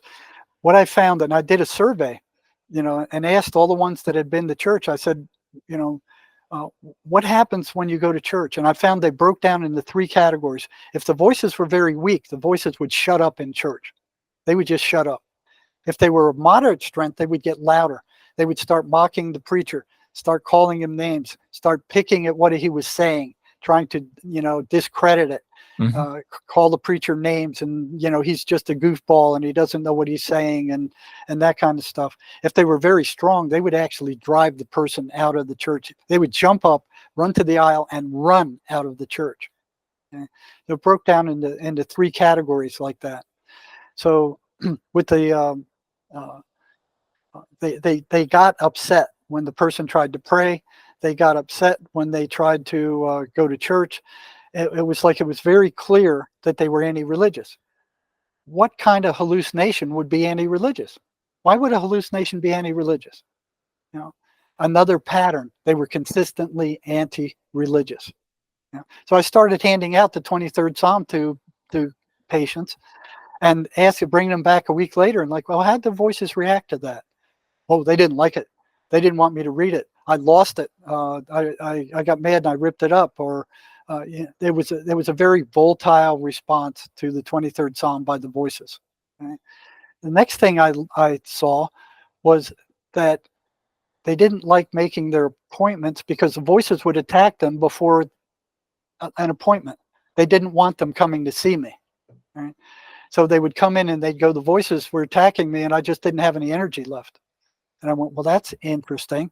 So I started asking them, how much energy did you have before these voices came? And how much did you have after they attacked you?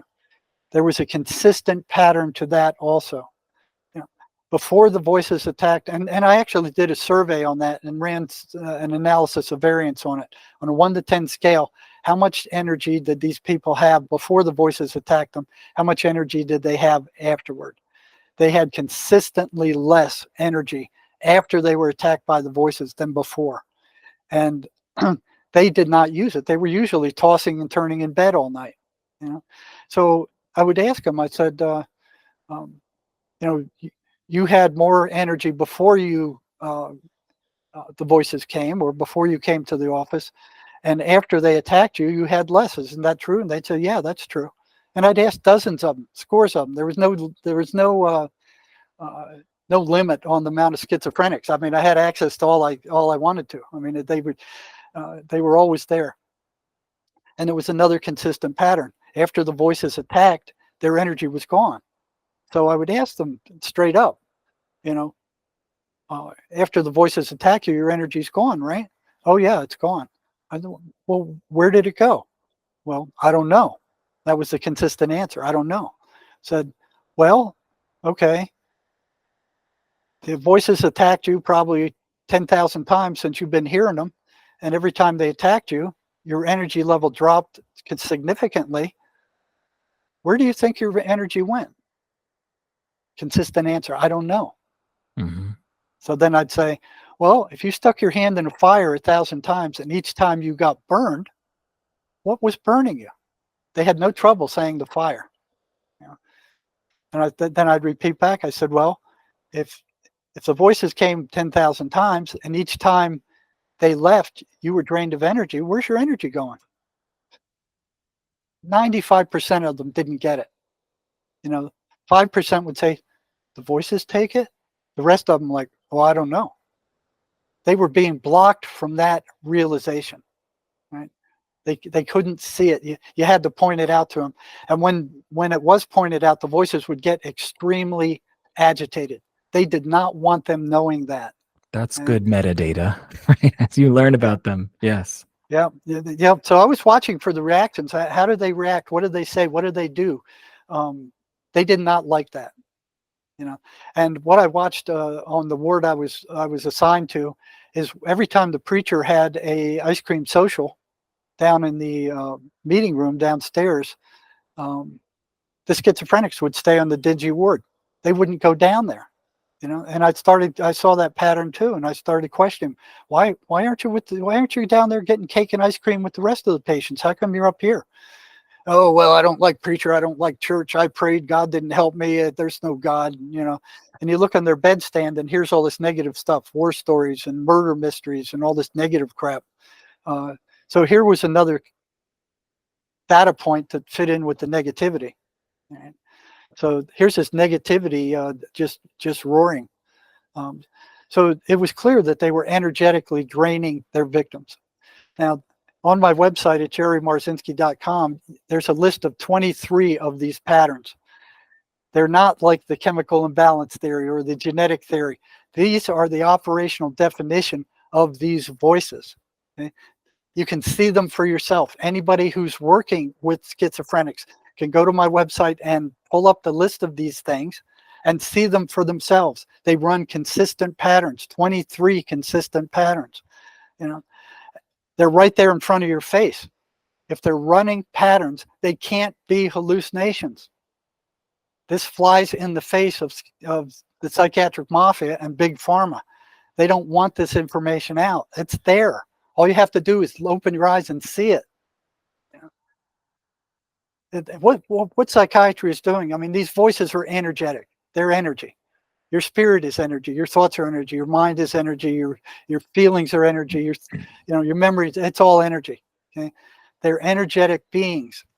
Okay, you can't affect them with a physical substance. So it's like if you got a big magnet. Okay, with your senses, you can't tell there's a magnetic field there. You can't see it. You can't smell it. You can't hear it. You can't taste it. None of your senses can pick it up. For all practical purposes, as far as your senses are concerned, it does not exist. All right. So you get a bottle of iron filings and you put it on top of that magnetic field. Now you can see the outline of that magnetic field. That's what these patterns are. This is the magnetic field for these voices. This is their operational definition. This is what they do. This is how they act. This is how they behave. This is what they are, made visible. Yeah. But as long as you believe they're hallucinations and just blow that off, I mean, psychiatry and psychology and nor the big pharma has done any research into what these voices are. None. They have just gone, we're the high priests of psychiatry. We hereby proclaim that these voices are hallucinations. Just believe us because we know.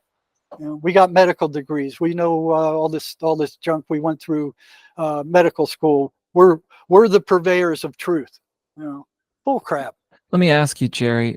I'm curious because after reading Bob Falconer's book and after reading your book, I actually have it's been a complete transformation in my career path and my trajectory of what I want to do with my life professionally.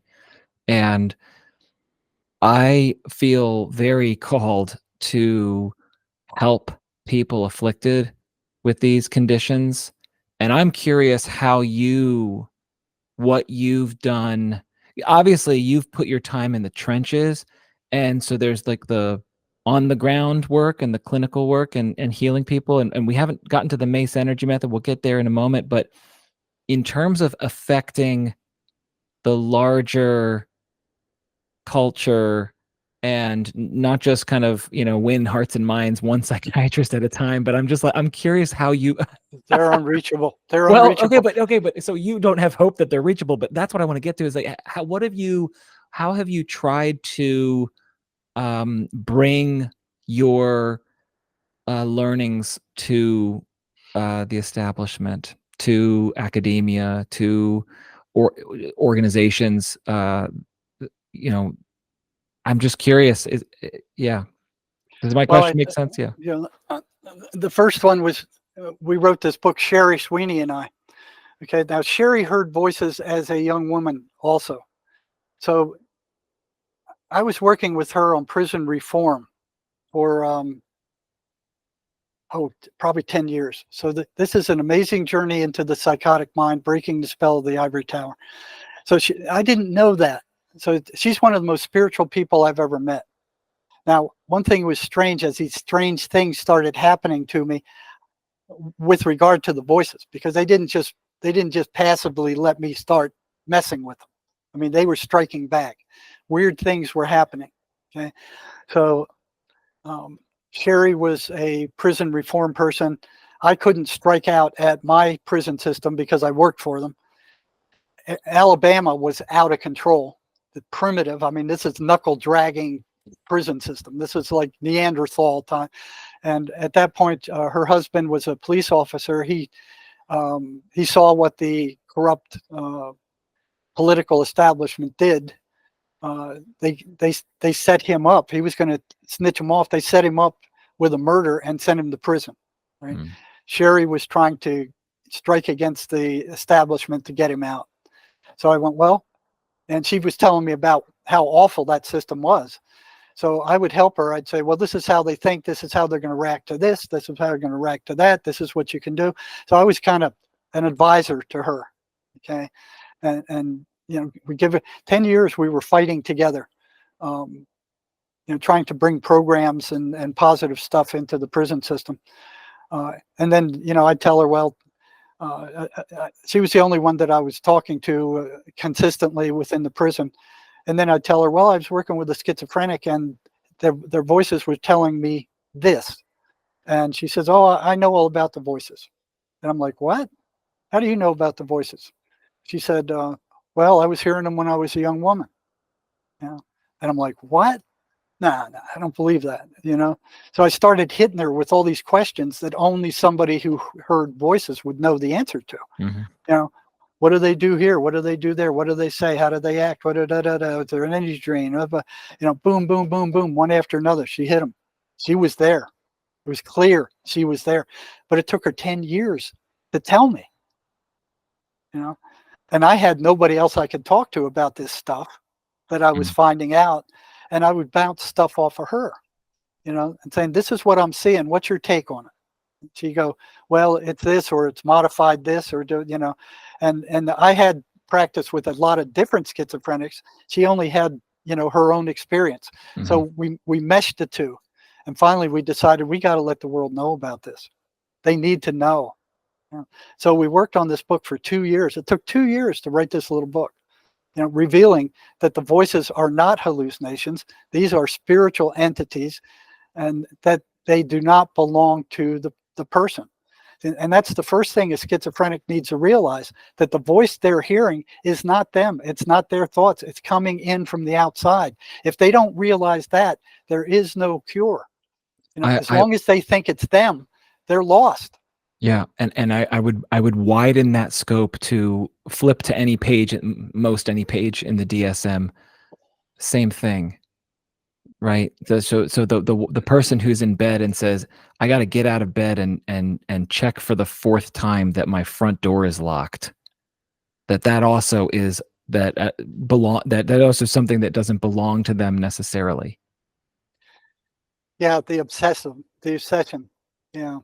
Or the So or the or the voice that convinces someone who's suffering from depression that they're a loser and their friends don't care about them, right? right, So it's right. this the same thing of it's like when you were talking earlier, I wasn't thinking a wolf in sheep's clothing. I was thinking a wolf in shepherd's clothing, right? That's really really good at sneaking in and making you think that it's you, and it doesn't belong to you. And Right. just that insight, just that knowledge alone can be very healing for people. It's critical. I had one guy write me. He said, "Thank you for that information. I can handle it from here."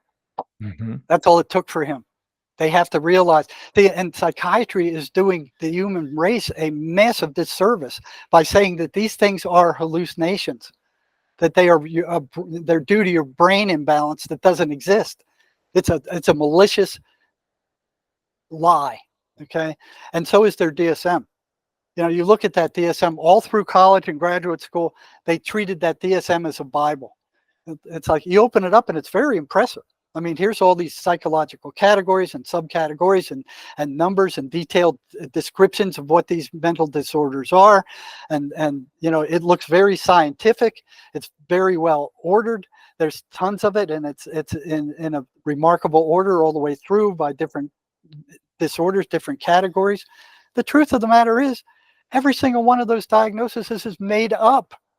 There's not a clinical test anywhere that can verify a single one of them. They're all made up. That whole book is it's a giant work of fiction that they've got everybody believing is these are real diseases. And they tried to get that past the medical establishment. Oh, we want to call these diseases. And the medical establishment went, oh, no, no, no, no, no, you're not doing that. You know, we're not going to let you get away with that. They're not diseases. They don't match the operational definition we have for diseases. They're very different. So the psychiatrists, the psychiatric mafia say, okay, we'll call them disorders. So what they've done is they've taken a string of normal behavior, they've broken it up into segments, and they pathologized each one of those segments. You know, so they turned these things into a disorder. So it was like I have the number of them somewhere. In 1952, there were 106 psychiatric disorders. Right. In 1980, there were 256. Yeah. Now there's 297, almost 300, probably 300 by now because they added a few more when after COVID. You know, so what they do is they make these things up. There's a group of psychiatrists, small group. They meet every few years. 2/3 of them are tied in intimately with big pharma. So I heard I heard their meetings described as like a tobacco auction. The guy comes in, he goes, "Hey, I got a new psychiatric disorder. These are the symptoms, and and this is what it is, and this is what it looks like."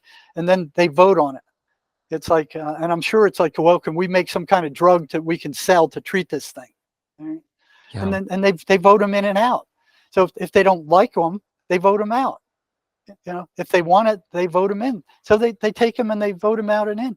So right now they have mathematics disorder in their DSM. If you don't like math like I do, you hate math, you're disordered. You got a mathematics disorder. You actually, yeah, I think you're in your book, you reference some of the more absurd disorders or syndromes. Like, what is it? Like, is it Paris syndrome or I'll get to that one. Florence syndrome or something like that? Yeah, well, I'll get to those. The caffeine intoxication disorder. You drink too much coffee, you're disordered. Something wrong with you, bub. Hey, by the way, actually, this is a perfect, just a sub question here. At the beginning of our conversation, we were talking about amphetamines. I did want to ask you selfishly, but also for the listenership, what are the drugs that in your experience you have seen are exacerbate these entities that are able to feed off of their host, and what are the drugs that they don't like? I mean, because you might just say like positive things like getting enough sleep and hanging out with your neighbors and your friends and your family and praying to God, or there's like certain things that might just be like obviously wholesome that the voices wouldn't like, but from a substance standpoint, amphetamines is clearly not great. Clearly the worst of the worst is what I've heard you say on past interviews. But I'm curious, particularly as a coffee drinker, I'm like, please don't let Jerry tell me that don't worry about that. This is sibling relational disorder is another one. But I think clearly that the most dangerous, the one that acts the quickest, is amphetamine. Okay, it opens up the person to the spiritual invasion like none I've ever seen. The prisoners would call it the devil's drug. Okay, and like I was telling you before, they may start off using the stuff. They feel like Superman. They get a lot done. They got a lot of energy. It feels great. And they after using it for a good while, they start hearing voices. They go, "Oh, that's just a hallucination." And when I come down, it'll go away, and it does. So they go back to using again, and then the voices come on again. They go, "Oh, it'll just go away when I come down," and that may happen 10, 20 times, and then one day they don't go away. They're stuck with them forever. They can't get rid of them. Just as psychotic as any of the patients on the mental hospital wards, with the same thing. The voices have then taken over, and they're moving in to take over the personality. Okay? So I think meth would be number one. Right alongside would be alcohol. When people lose track of alcohol, alcohol has its own negative spirit. Okay? Mm-hmm. These are usually discarnate, dead alcoholics who can't drink in the spiritual form. So they hang around bars and wait for a person to get drunk enough to jump in. And then they start demanding that the person drink, and then more jump in there and they demand that the person drink, until the person who thinks he's drinking isn't just drinking alone. All these other ones are in there. I want to pick up on that. If I may rudely interrupt you. Jerry said discarnate alcoholics, meaning the spirits of individuals who are no longer alive, who their spirit hasn't resolved through their own. I'm adding this stuff. It's just why would the spirit of an alcoholic want to possess or occupy a person who's alive today? Why? Because they can't get drunk in the spiritual form. Mm-hmm. That feeling is a physical manifestation of a physical drug. They're mm-hmm. spiritual. They want to feel that again. And mm-hmm. they haven't moved on for whatever reason. There was one I remember, he was asked, "Well, why haven't you moved on?" And he said, "Well, because my wife and my mistress are both on the other side, and I don't want to deal with either one of them." Oh, okay. All right. So they want to get drunk in the spiritual form. And so they have to move into somebody who's drinking. Once they get drunk enough, they can move in. And you talk to anybody who's been married to an alcoholic or who spent a lot of time around a hard drinking alcoholic, they'll tell you they change when they get drunk. They're Mhm. not the same person as when they're Mhm. sober. They're Mhm. mean, they're nasty, they're abusive. They're not the same person. Mm. And I remember one time I was working in the prison, and they were sending an Apache down from northern Arizona who was so violent that even the Apache police couldn't deal with him. So were sending him down to my prison unit, and this guy was reported to be uh, uh, like an evil skinwalker type guy. Okay? That could cast spells and do all this strange stuff. So right away, my ears peaked up. So I'm like, oh yeah, I'd like to talk to somebody like that. Mhm. So I'm watching him come through the system on the computer, and he blasts right through the classification center. He's not stopped by any of these other places that usually stop prisoners from coming in before they're classified. He's coming straight into my unit. So the next morning after he got here, I pull him in and I said, I'm Jerry. I'm the psych for this unit. You're on psych drugs. I'm going to be monitoring you. Once a month, I'll be calling you in and just saying how you're doing. And you could feel the hatred just rolling off him. I mean, I could just feel it. He just hated white people. So I'm like, okay, I'll let you out. I'm just telling you ahead of time. I'll see you next month. And I went to the head of the Indians on that unit. And he was a Navajo guy, very meek guy, older fellow with diabetes. And I said, well, what's with this guy? I said, what? Tell me about him. He said, you watch out for him. He said, you be very careful with him. I said, okay. So it was probably 6 months before I could talk this guy to, he started telling me a little bit at a time. And finally, we got to talking for maybe 20, 25 minutes at a time. And he started telling me about, chasing spirits and casting spells and seeing shadow people and all this strange stuff.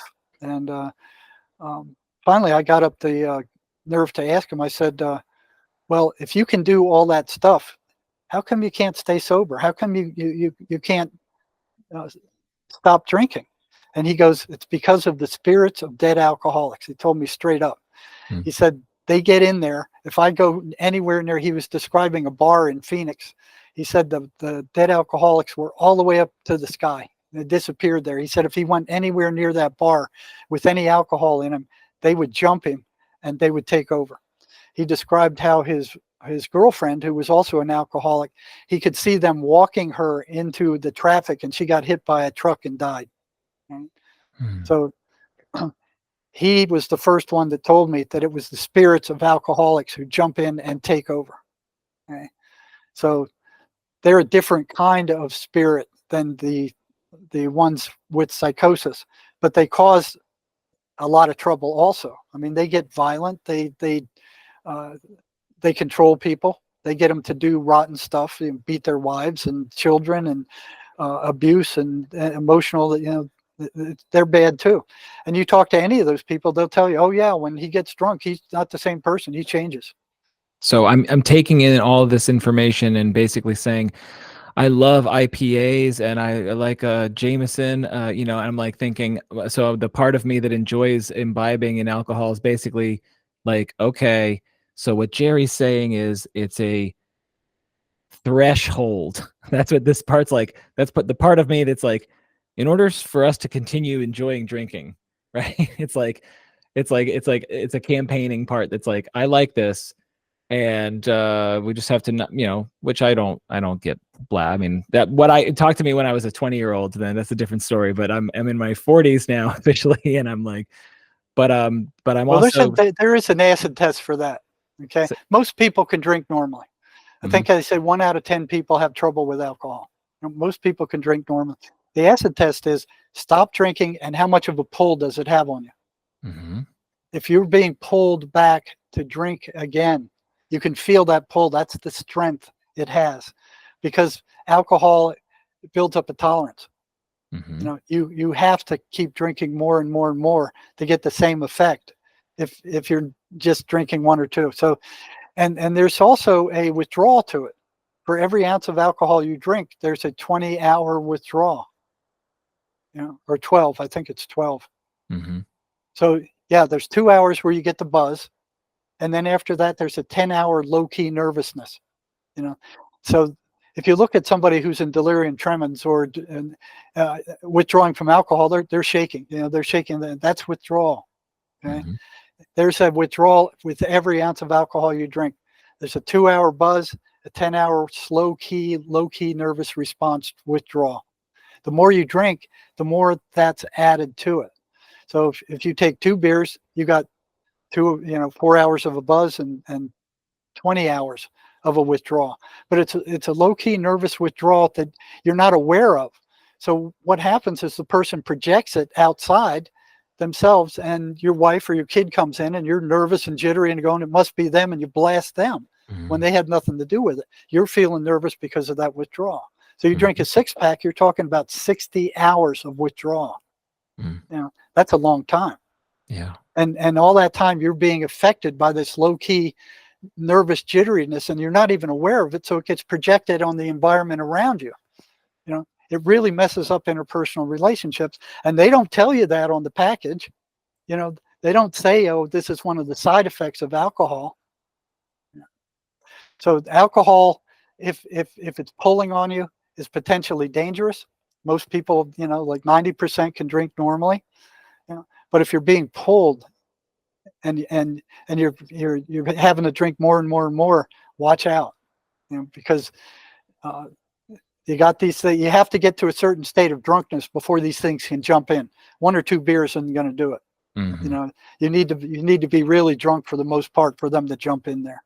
Yeah, I really appreciate what you're sharing here. Not just for me, but for anyone else who could be helped by that information. Particularly the threshold of pulling. As you're talking about that, I'm also my three substances that I like are caffeine, alcohol, and cannabis. I'm never, you know, or I don't really mess around with anything else. Although I guess I have done the therapeutic ketamine. When you were talking earlier in our conversation about kind of like hearing the voice of the divine being like, it's all going to be okay. It's actually all going to be okay. And it's like, I experienced that not just for myself. It was like, it is all going to be okay. Not just for you, Robin, but everyone you love and care about. It's all going to be okay. Right. And I was like, okay. But I don't use I mean, I've only done ketamine twice. But my 3 substances that I like are caffeine, alcohol, and cannabis. And I've heard you talk on other interview shows Well, that about yeah, they cannabis. don't. Yeah, they don't like cannabis because it calms the person down. Well, You know? and here's where I could hear a bunch of listeners who are like, "Well, depends on the strain. People smoke too much and Yeah, then they freak out at right, some." right. So it depends on the stability of the person. An Yeah, unstable person who's smoking strong cannabis is going to, it's going to make it worse. yeah, It's going to flip them. yeah. You know. But what I've heard is the voices don't like cannabis for the most part. I mean, I'm not talking the super strong stuff, because it calms the person down. They don't want them calmed down. Right. They want them upset. They want them angry. They want them raging. They don't want them calm. So they have to work harder to get them upset, to get the negative emotional energy that they feed off of. They are parasites. You Yeah. know? Yeah. So I guess the way I can help other listeners relate to this just by using myself as an example, if I'm using cannabis and I'm calm and I'm just aligned and oriented and everything's fine, not a problem. However, if I'm using cannabis and then I'm feeling ashamed for using cannabis, okay, that's a different ball of That's a wax different altogether. ball of wax. Yeah, yeah. Or if you start getting paranoid, you Hmm. know, or the biggest thing is you don't get anything done. And you just sit around and go, and then the end of the day, you're like, what did I get done today? Oh, nothing. You don't feel good when you don't get stuff done. Hmm. You Hmm. know, it's and I'm sure the deep state wants it legal all over because they don't want people getting anything done. You know, so and it's getting stronger and stronger. I mean, it's not the stuff that we were smoking back in the '60s. That's for I was gonna, damn I was gonna sure. say, yeah, there's a big difference between the Big strains difference. now. Yeah, Yeah, yeah, the potency and all yeah. that. Um, So it can be dangerous, but usually if the person's unstable, and I've heard schizophrenics use it to calm down, But if it makes them worse, they need to stop it off right away. You know, I've also heard, and there's a difference between smoking and ingesting. There's something about what I don't know if it's the liver or however there, it's like a different drug altogether. And I've heard, in fact, that people can experience psychotic breaks with too high of a dose, dose dependent psychotic break, and that someone who didn't have any former history of psychosis after a severe a high amount of cannabis, then they went across the threshold and were not able to come back. I've You know, never heard that. yeah. Well, I'm Yeah, glad. I'm reassured to hear that you've never heard that. But and again, please check that out for yourself. I'm not making a claim that that's true. I've just heard it, and yeah, I've never heard that. I've never seen it. Now, one thing that may seem innocuous, but isn't, are Ouija boards. Ouija yeah. boards are very dangerous. I'm Don't. glad you brought it up. Say more about that. I've seen a number of patients and prisoners and patients who were playing with Ouija boards. You know, and it's much more dangerous when you're doing it individually, because then they're talking to you. So you're actually, and then they will try to convince you, oh, well, we're friendly spirits. We can do this for you. We can do that for you. We're your friends. You let them in, and that's it. They're in there. Then I've talked to a number of people where then they started hearing them in their heads, the same voice that they were playing with on the Ouija board. Okay? Do not play with Ouija boards. They're very dangerous. You were talking about alcohol as its own spirit. Is Ouija its own spirit? Well, Ouija is like inviting them in. It's like turning on a radio to an acid rock station or something. I mean, you're looking for them to communicate with you. You're inviting them in. Very dangerous. Mm. The other one is cocaine. I've seen a lot of people go crazy on cocaine. But the meth addicts, I mean, once those voices, the meth demon takes them over. I've talked to a number of prisoners who, when they ran out of meth, the voices would tell them where to be and when to be there to get more meth. And somebody would just show up with meth, some stranger, over and over and over again. I talked to prisoners where the voices were telling them which houses to break into, when to break in, just in the general vicinity where the loot was, and when to get out, when the occupants were up. Here's the voice telling them all these things. Yeah. There was one where the voices told him, that the occupants of the house were up to get out. So he jumped out the window and he started running down this alley. The voices said, no, don't go down that alley. The cops are coming up that alley. Run down this other alley. He ran down the other alley. The voice told him, get in this dumpster and close the lid on the dumpster. Right? So he did. And the police did come up that alley that he was going to run up. And then he was hiding in the dumpster and he could hear the police walking by with a flashlight outside. The police wasn't real far away when the voices told him, okay, get up and get out of the dumpster now. Close the lid quietly, get out now. And he said, no, he's still too close. I mean, he's only 25 feet away. And the voice said, get out now. So he did. He ran back to his apartment, and the voice was congratulating him, saying, yeah, you did a good job. And he goes, no, I didn't do too great. I left all the loot back in the trash can. And he said, well, get up early in the morning and go get it. No big deal. There was another guy. This is the guy whose mother I was telling you about was talking to him. His voice, now this is after he fully recovered. He wasn't hearing voices anymore. He was considered sane. He was telling me of one time he was using all kinds of drugs, mostly cocaine. And the voices came and they told him he had a huge criminal record. They told him, hey, we know where there's a Sesamola pot field in I think it was Oregon or Washington, one of those two places. And the voices said, get yourself 2 burlap bags and a machete, take your money, and we'll show you where this pot field is. So he trusted them by then. He looked at them as his friends, at that time. So he went and got that stuff. He had like $250 and started driving up to Oregon. And the voices were telling him turn by turn where to go. So here finally he gets onto this dirt road, like 23 miles long, and he's going up the dirt road. It runs out. There's no more road.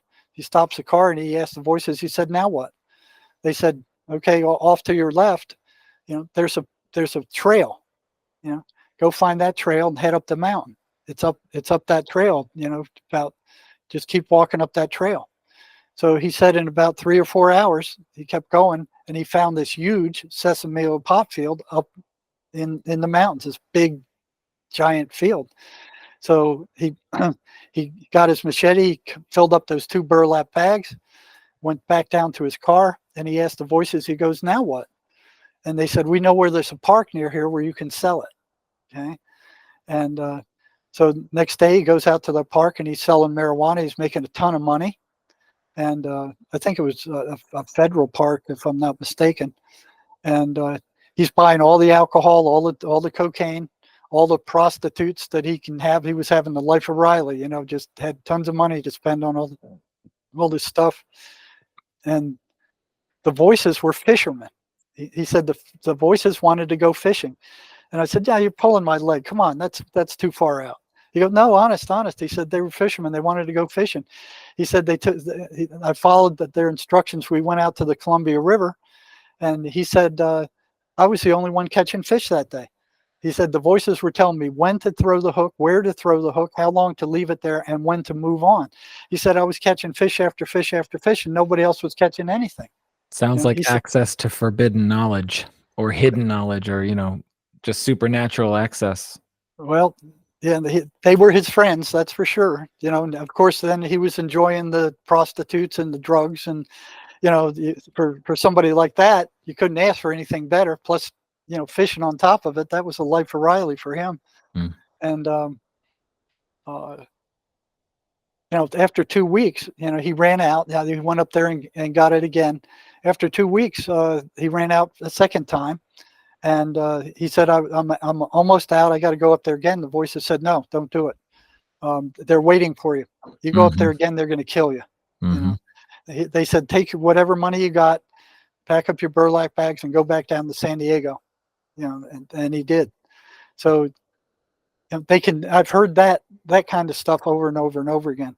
Where they tell them to do these things, and usually it's stuff that gets them in trouble. Mouth off to this guy, or that guy's a son of a bitch. Go after him, or he's plotting against you. Go after him. The prisoners would use they would take away the medicines from some of the most volatile schizophrenics. Take their medicines, get them good and paranoid, and then say, "This guy in this other gang he's looking to kill you. You better do something about him first." So they give him a knife and say, "Go get that guy." So they would use them as human torpedoes. Mm. They didn't want them taking the drugs. They'd take them away from them. So, at the prison was where I was able to learn the most about them, because I didn't have to be careful. The prison was set up for violent criminals, and there were a lot of criminally insane prisoners there. At the state hospital, they had a criminally insane prison unit or hospital unit. None of the rest of us were allowed in there. It was really strange. All of the staff had access to all of the other units except for the building for the criminally insane. We never saw any of the staff come into the cafeteria where we ate, so we never got to talk to any of the staff about who was in there. Mm. They wouldn't let us in there, even though we were staff of the hospital. We couldn't get in there, and I always wondered what was in there. The only one I heard went in there was an airline pilot who had a delusion that his wife was turning his son into a homosexual, and he killed her. And he was flying airlines. He ended up in there, but that's the only patient I knew that was in there. Now, when I got into the prison, the criminally insane were all over the place. So what I had is a group of schizophrenic patients who were hearing voices who I had to deal with. You tell me what the voices are saying in real time, and I will do everything I can to help you. I'll talk to the guards on your behalf. We'll work together, see if we can't get you any better. So we had a deal. Um, so that worked out pretty well. I always had a group of maybe 15 or 17 that I was working with all the time. So with the 23rd Psalm, I'd hand them all out the 23rd Psalm. I'd say, take this, say it every night, say it periodically.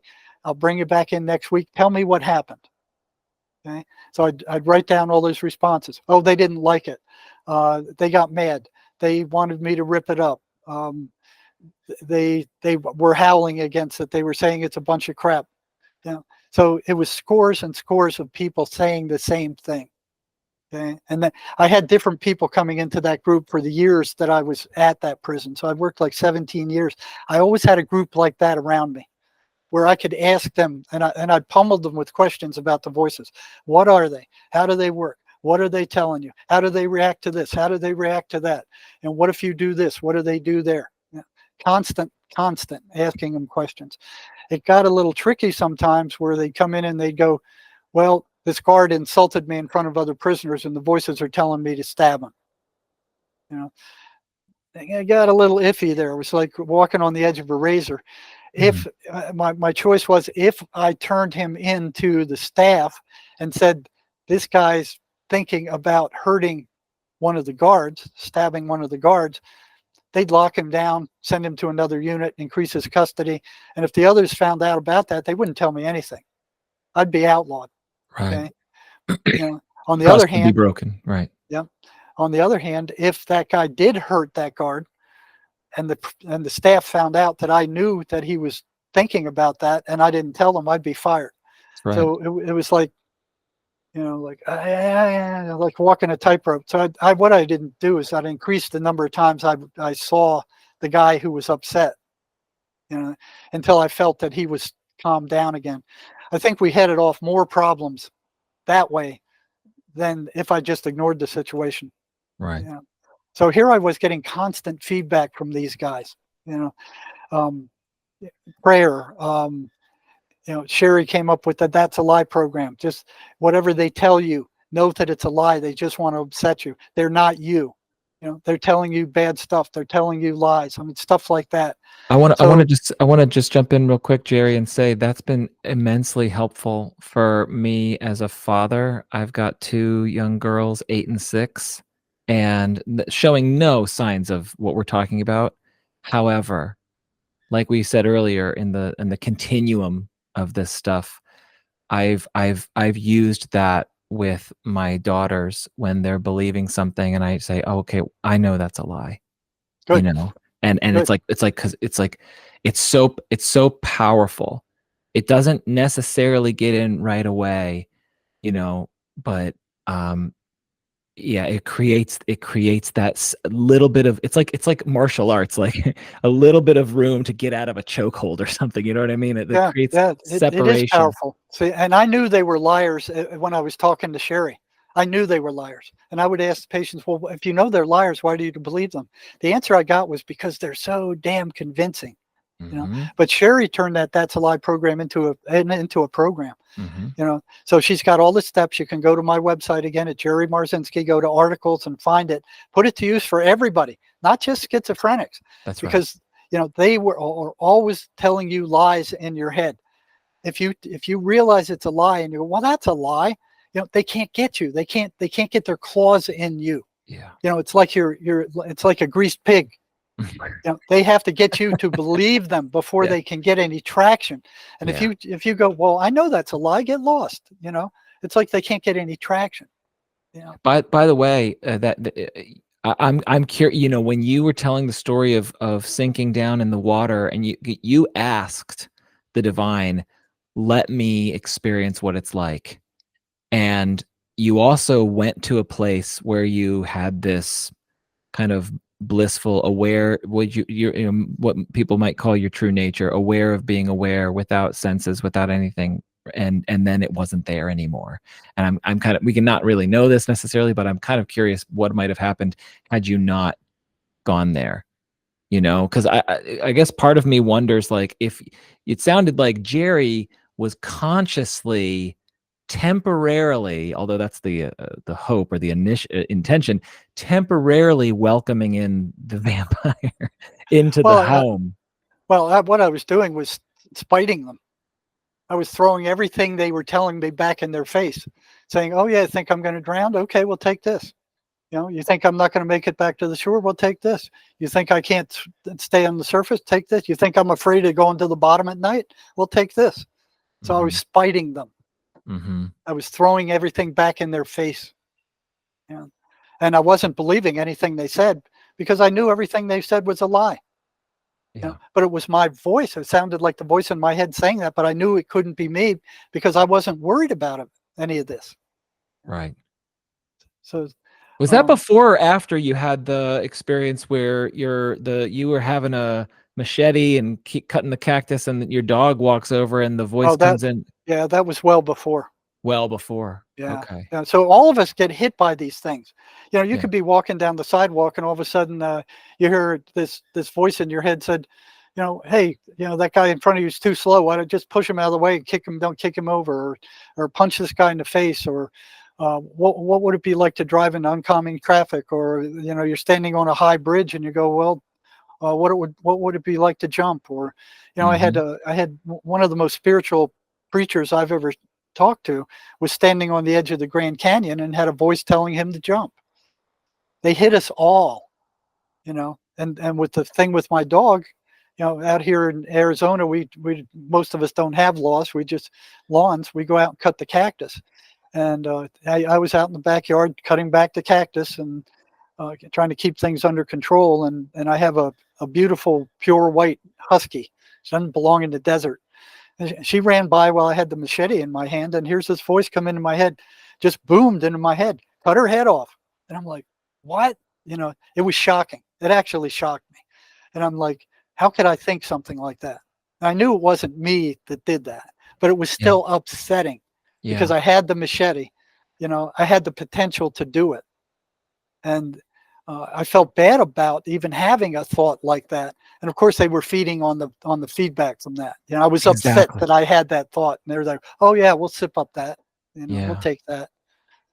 Let me ask you, Jerry, I've I'm curious about, I mean, again, I've read your book that you co-authored with Sherry, and I'm curious about kind of, well, two things. So we haven't talked about much about the Mace Energy method, and that's, I guess, when I've explored the healing modalities, I haven't found anything more powerful than the internal family systems model of psychotherapy, which is much more of a psychospiritual model. I'm not sure how much you know about it, but when I hear you talk about Mace, it's kind of like, it's just kind of like, you think you're you think you're like a professional heavyweight fighting Ali, and then it's like, and then you find this thing, and it's like, oh, whoa, this was the amateur stuff. Like that's the more powerful stuff.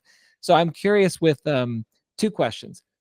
One, before we get to Mace, I'm curious what you've learned in your experience over the decades about sort of practices, habits, routines, daily.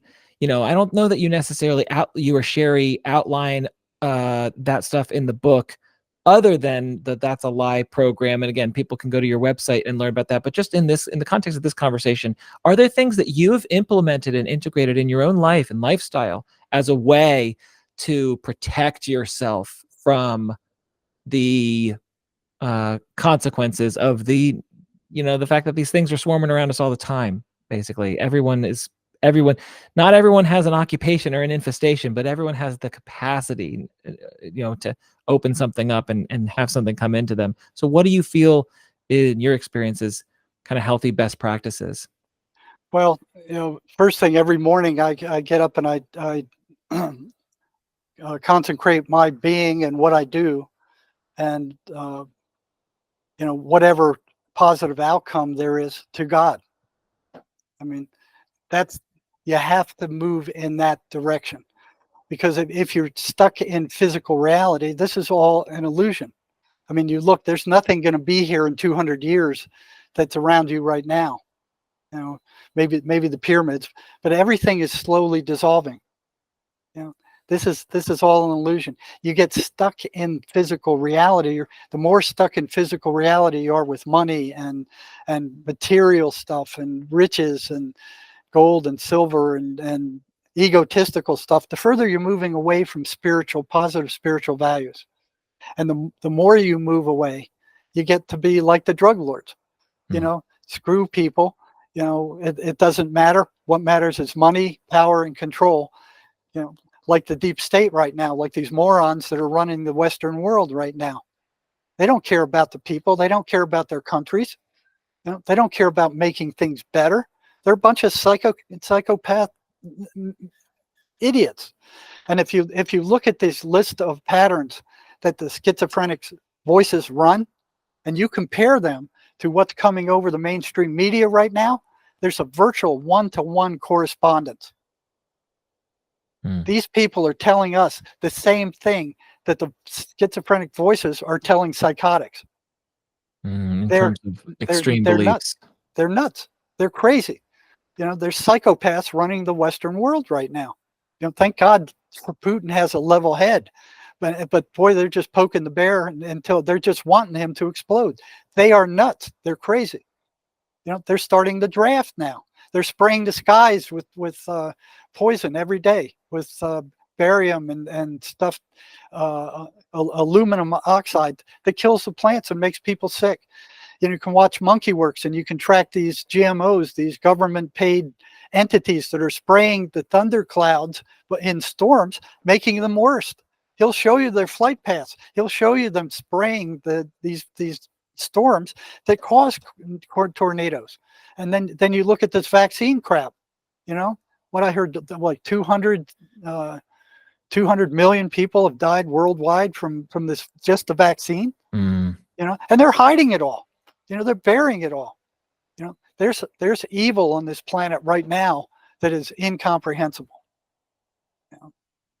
And there's a major battle going on, and if each of us don't take a stand, there's a chance we might lose this. Yeah. I firmly agree with the Alexander Solzhenitsyn line of the line between good and evil splits down the heart of every man, you know, and that we have to take accountability for our own life. You know, we can't first and foremost or concurrently with trying to make this world a better place. But so it makes sense to me when you talk about spiritual values. And I'm wondering if there's anything else that comes to mind in addition to that. I mean, you probably led with the most important one. Right? Yeah, and the 23rd Psalm. They can't stand the 23rd Psalm. You know, watch what's coming into your mind. You know that Swedenborg says none of your thoughts are your own. They're either coming in from the good side or they're coming in from the bad side. Okay. Sherry says every negative thought about yourself or anybody else comes in from the bad side. If you believe it, you make it happen. Okay. So what these demons are doing is they're putting these thoughts in your head and they sound like you. If you believe them, they start pushing your personality aside and they start taking over and you become them. That's what happens to these violent schizophrenics. They are the voices now. You know, now there's always a battle between the personality and the voices. You know, the personality feels it's being pushed out of the way. So it battles, but it doesn't know how to fight back, because if you believe that those voices are actually you, how do you fight back against yourself? You know, you feel crazy. And that's exactly what the psychiatric mafia is pushing. Oh, you feel crazy. You have irrational thoughts. You have you're not oriented. You're crazy. You know, there's something wrong with you. It's not like, you know, these are hallucinations.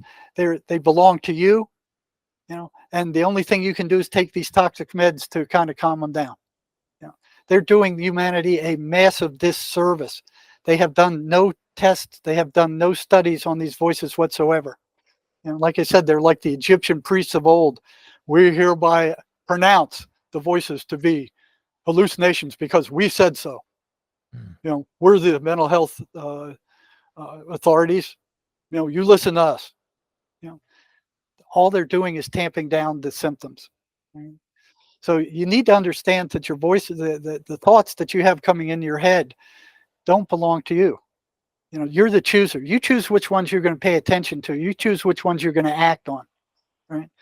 And whatever one you pay attention to, that's the direction you move in.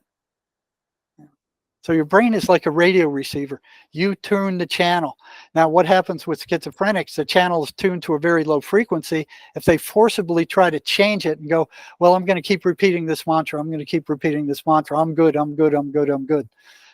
It's like forcibly changing it. But then when you stop repeating it, it slams back.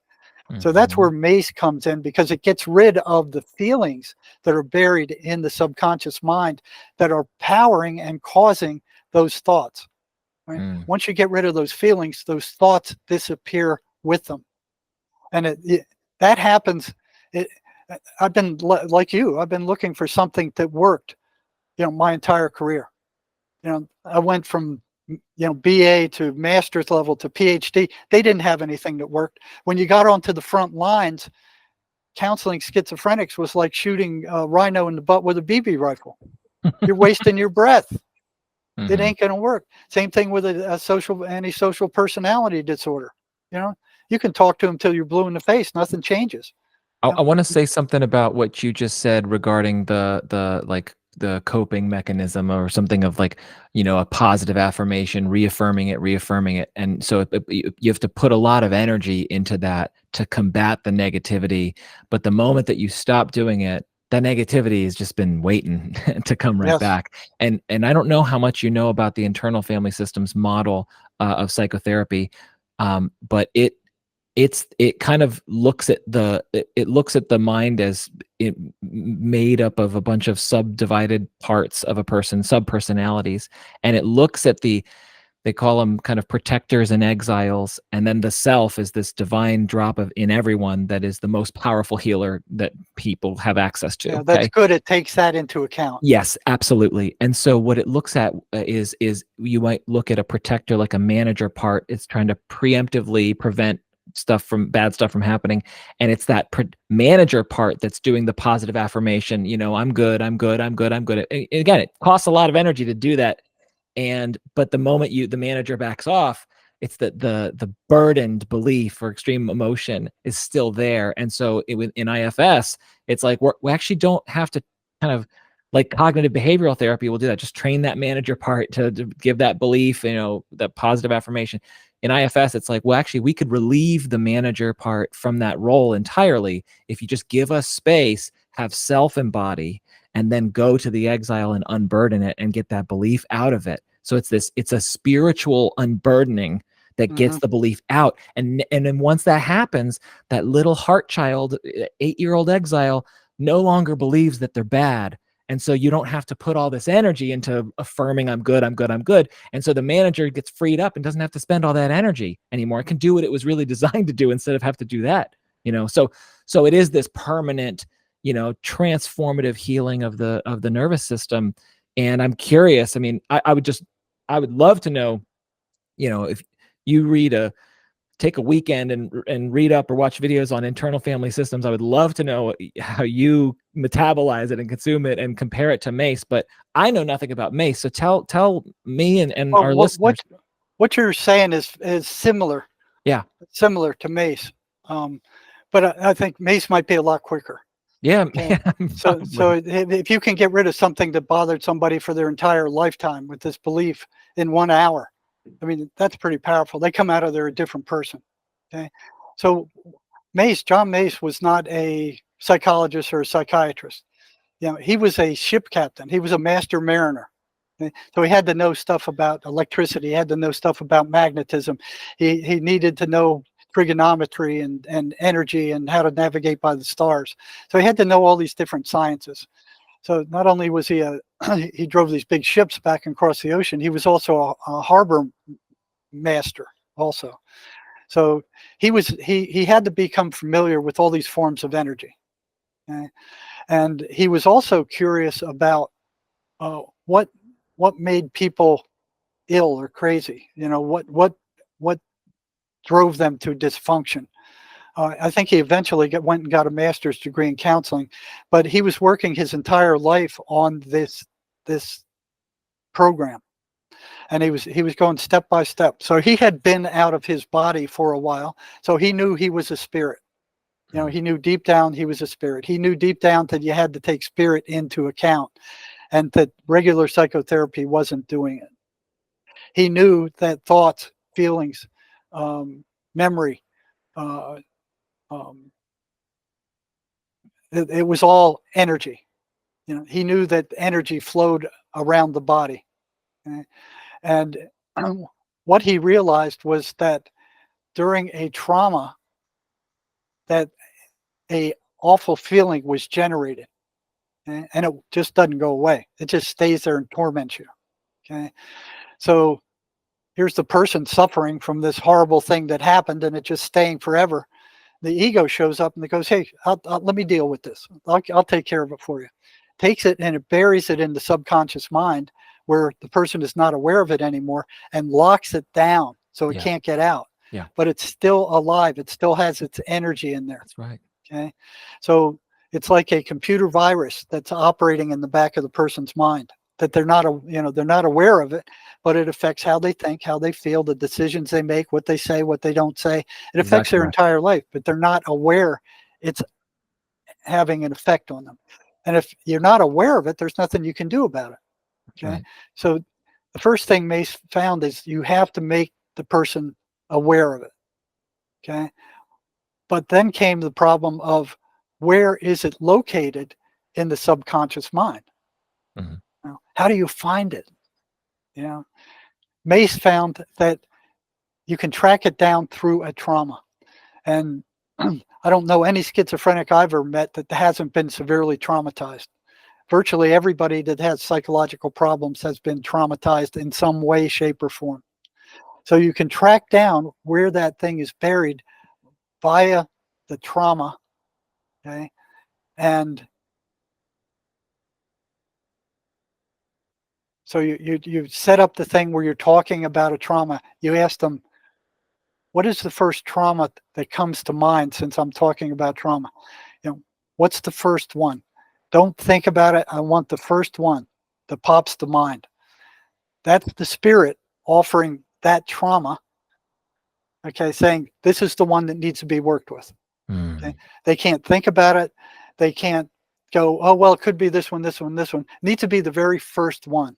That's right. Because that's what in IFS you'd say, if it wasn't the very first one, it would be the ego, parts of the ego and manager parts that offer up something that's not actually what is ready. Yeah. Right. So Yep. here's the spirit providing it, something that traditional psychotherapy will have nothing to do with. That's Okay. right. Mace found that you can track down that trauma, with an image. Okay, where is it located? And then you go, what does that part of you, what is it telling you? What is that part telling you about yourself? Okay, so here's this trauma. You made a decision, because in every major trauma, the person's attention is focused on themselves. How did I get into this? How do I get out of it? What do I do? How do I think? Who am I as a result of this trauma? So the person unconsciously makes a decision about who they are in regard or relation to that trauma.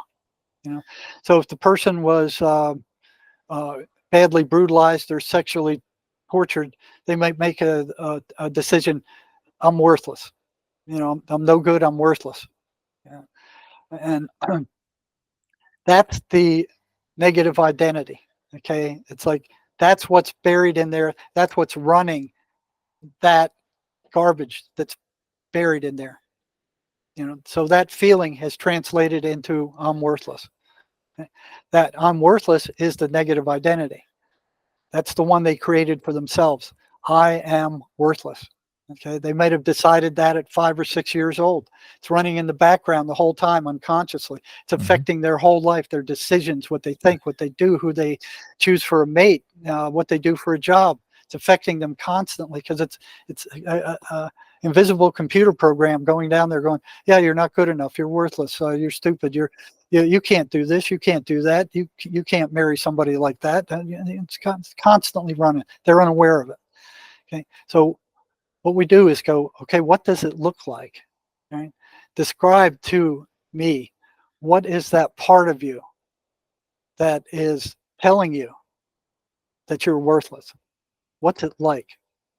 You know, outline it. Okay? That's the negative identity. Okay? Once you turn that negative identity into an image, you can then get rid of it. Okay? You can dissolve it. You can dissolve it with your attention. Once it's gone, it's gone. It's like getting a brand new car battery, charging it till it's full, okay, and then draining it down to nothing. You can't recharge that battery again. It's gone. The energy is gone. You can't recharge it. Once you get rid of that image, that energy is gone, and it returns to the person as positive energy. Okay? So they can actually feel it. They can feel the change. And they open their eyes. Once that's gone, they feel different. They feel, you ask them, okay, do you still feel worthless? They go, no. Now think back to that situation where that trauma happened. How do you react to it now? Oh, okay, I know it happened. I remember it, but there's no energy charge to it. So everything revolves around that feeling and getting rid of that feeling. That feeling is energy. Yeah. If you can discharge that feeling, the thoughts that it generates go with it. So I'm curious. Go ahead, Jerry. That whole thing is out of their universe. It's gone. Right. Channeled out of their system. So in internal family systems, we make a distinction between the part and the burden. So the burden is the emotion or the belief. And so it's not like the part is dissolving, it's the energy that's inside of the part that's now out of it. So that would be the feeling of terror or shame then the belief that I'm no good. And so that's the difference. So the part is still intact and it's returned. And in like shamanic work, it's soul retrieval. It's like this thing is buried in the unconscious. It's like, okay, we bring it back to the village. Now it's back home with you and free from what it was possessed with, which was this negativity. And very similar. Very similar indeed. I'm curious if it's the bringing it to an image, the thing that dissolves it or transforms the part in the MACE method. With IFS, you use the elements. There's a menu that you offer when parts are finally ready to unburden. They can give it up to light, water, fire, wind, air, the earth, or anything else. With MACE, is it elemental that way, or does it use light? Or it uses the attention. Okay. The attention is the conduit. So whose attention? The person's attention. The person's attention. And in your estimation, is that attention a divine? Is it channeling anything it's, from? It's the being's attention. It's the attention of the person. But it's actually, energy moves from negative to positive. Okay, so in a battery, if you hook up the negative and the positive, the wire will heat up and drain the battery. Okay, so the negative pole disappears, but the being is so much more powerful than the trauma that it will actually dissolve it and still have plenty left over, and that energy will return to the person himself. I've even had people that got hot while they were doing this. They felt like they were heating up. They go, I'm hot. I'm really hot. So it's very quick. It's got different levels, different aspects of it. You can actually go into past lives with it. There's something called a surrogacy, where you can do it with somebody who really knows the person well and help somebody, because it's all energy. Oh, it's meaning energy. So if let's say a family member of mine is not open to therapy or healing or anything, but I know them very well, I would be able to go in with a MACE practitioner and help to heal this person. They wouldn't be participating in it. Right. Wow.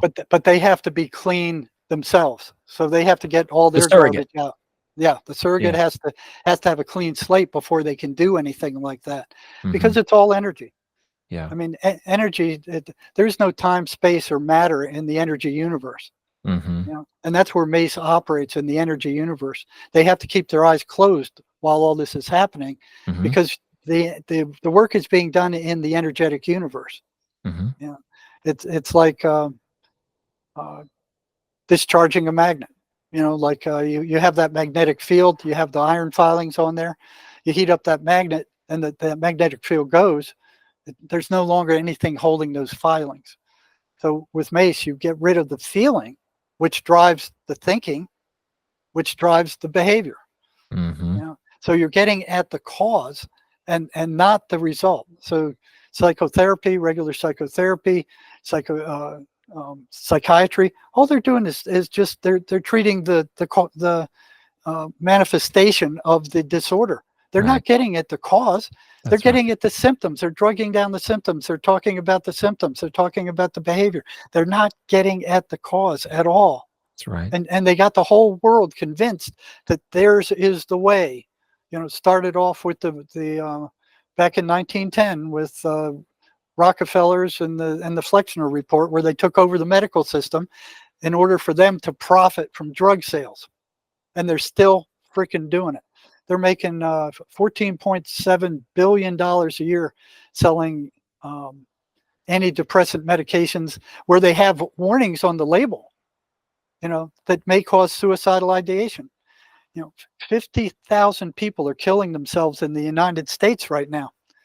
Yeah, there's more antipsychotic drugs. There's more antidepressant drugs. There's more, psychiatric drugs on the planet right now than any other time in human behavior. There's more psychiatrists. There's more psychologists, and there's more mental illness. We're getting worse. You know, the incidence of mental illness are increasing constantly. Schizophrenia is increasing constantly. 10,000 Americans are diagnosed with schizophrenia yearly. We're getting worse as a society.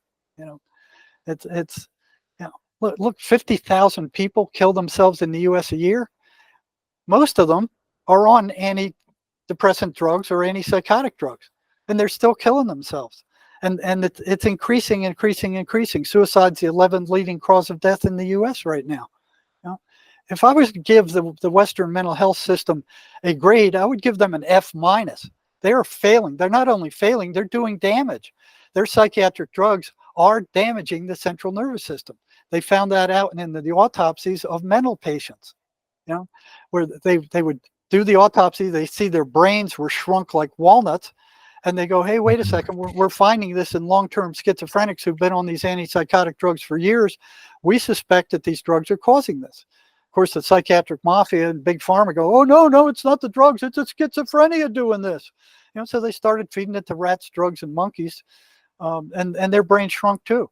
So not only are they not curing anything, they're causing permanent neurological damage with long-term use of their drugs. They're taking the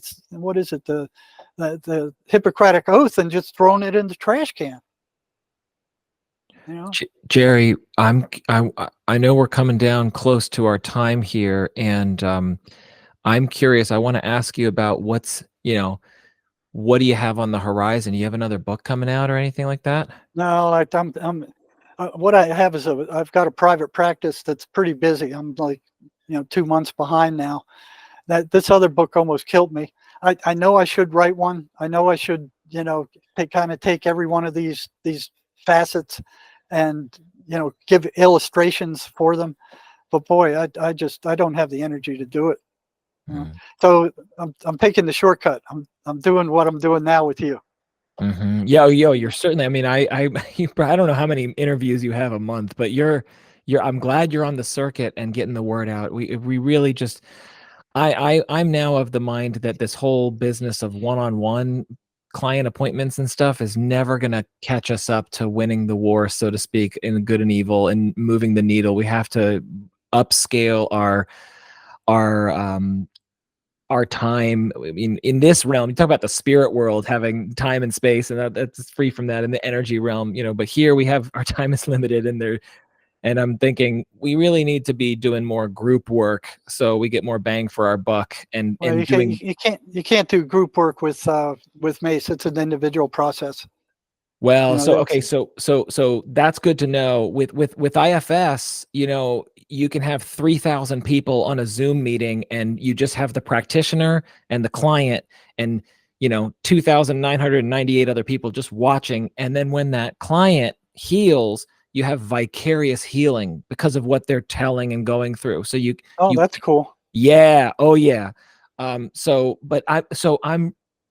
curious about where yeah. So okay, hold on. There's a couple questions here. But circling back to what's keeping you busy. So you're keeping busy with client appointments and running a private practice. Um and what's on the horizon? What are you going to be occupying yourself for the next 5 years? Well, I'm probably going to be doing MACE and promoting MACE because it's very threatening to the psychiatrist and the psychologist, and because it works. Yeah. They go through all this schooling to become a psychiatrist, and here they're finding they're doing something that doesn't work, but that's their source of income. That's what they do. Um, they're not going to help out with a system that works over their system. So And neither is the big pharma going to back off either. So they don't want stuff like you're doing and stuff like I'm doing. They don't want that out there. so I'm kind of they've cut back research on schizophrenia down to a dribble. They do not want a cure. They want to treat the symptoms forever because it's making them a fortune. We're talking billions of dollars every year. Billions. They don't want their income stream interfered with in any way, shape, or form. They don't care whether people get better or not. They know they're not getting any better. Matter of fact, the suicide rate for psychiatrists is virtually identical to that of schizophrenics. Yeah, here it is, the statistics. So the suicide rate for schizophrenics is 5 to 10 times that of the general population. So is that for psychiatrists. So the psychiatrists are suiciding at the same rate virtually as the worst of their clients. It's staggering. And these are the people who run the mental health system. These are the high priest of mental health. If you were looking at the characteristic of a population, if their suicide rate is that equal to the most disturbed of the patient population, there's something wrong there. Yeah, you can say that again. Jerry, I could talk to you forever. You're a very interesting guy, and I hope this is not the last time I get to talk to you. I hope to have you back on, and I'm certainly going to be a promoter of this methodology. I need to get trained in it. I'm looking forward to. Mace wrote 2 books that'll give you the basics. And there's enough in those books to begin putting it to use. It's called Causism and Energy Over Mind. You can get both those books on Amazon. Okay, well, I'm going to find those books and I'll link it in the show notes for our listeners. Okay, and then those of you out there who are thinking about turning to antipsychotic drugs or antidepressant drugs, before you do, please go to causisminstitute.com and find yourself a Causism practitioner. They can fix you up without any of these toxic drugs at a price much less than paying a psychiatrist. So that's Causism, CAUSISM, Institute, INSTITUTE.com, all one word. And they will have an explanation of Causism. They'll have all the certified practitioners there. It's a lot cheaper than psychiatric drugs. It's a lot less dangerous than psychiatric drugs, and it actually works. It will get rid of most of the psychiatric and psychological problems that you're dealing with without taking toxic drugs. Yeah. And also don't forget to go to jerrymarzinsky.com, right? And and buy Jerry's book. I as soon as you booked the show, or as soon as I knew you were coming on, I bought the book, and I did the same thing I did with Bob Falconer's book, just reading it. I couldn't put it down. And it's just there are certain books that change your life and nudge you on the trajectory of your life. And I have to say, yours was one of them as well, Jerry. And it's been a real pleasure having you on the show. I really, really enjoyed our conversation, and I'd love to have you back on. And yeah, thanks. Before we close, is there anything else that you want to point our viewers or listeners to? Do you have a newsletter? Anything else that you want to? Any Well, resources? they can go to my website. There's a lot of extra information there. That's a live program is there. There's articles. There's testimonials. You can get our book there. If you're interested in how we came to the conclusion that the voices are entities and that they're not hallucinations, as the psychiatric mafia said, go get this book. You can get it on my website. An Amazing Journey into the Psychotic Mind, Breaking the Spell of the Ivory Tower. Like I said, Sherry heard voices, when she was we wrote this together. There's years and years and years of experience in this book for anybody who's dealing with a schizophrenic child or family member. You need to know this stuff. Absolutely. Yeah, and also Jerry's busy, so if you want more, just Google Jerry Barciński's name and type in video, and you'll fill up your weekend. There's hours and hours. Yeah, we got tons of videos on my website with all different people, and I have some special guests I bring on with me. I'm sure some of them would like to come on and talk to us. There's one nurse in Australia who's been in mental health all her life and realized, hey, what we're doing doesn't work. Right. She'd be willing to come on and verify, hey, what we're doing doesn't work. Yeah. All right, much more to unravel here. Thanks again, Jerry. It's been a pleasure, and thanks for coming on the show. Okay, you're more than welcome. Thank you for having me. Send me a link when you have it. I will do. Okay, and I'll keep in touch. Okay, take care, Jerry. All right, bye-bye.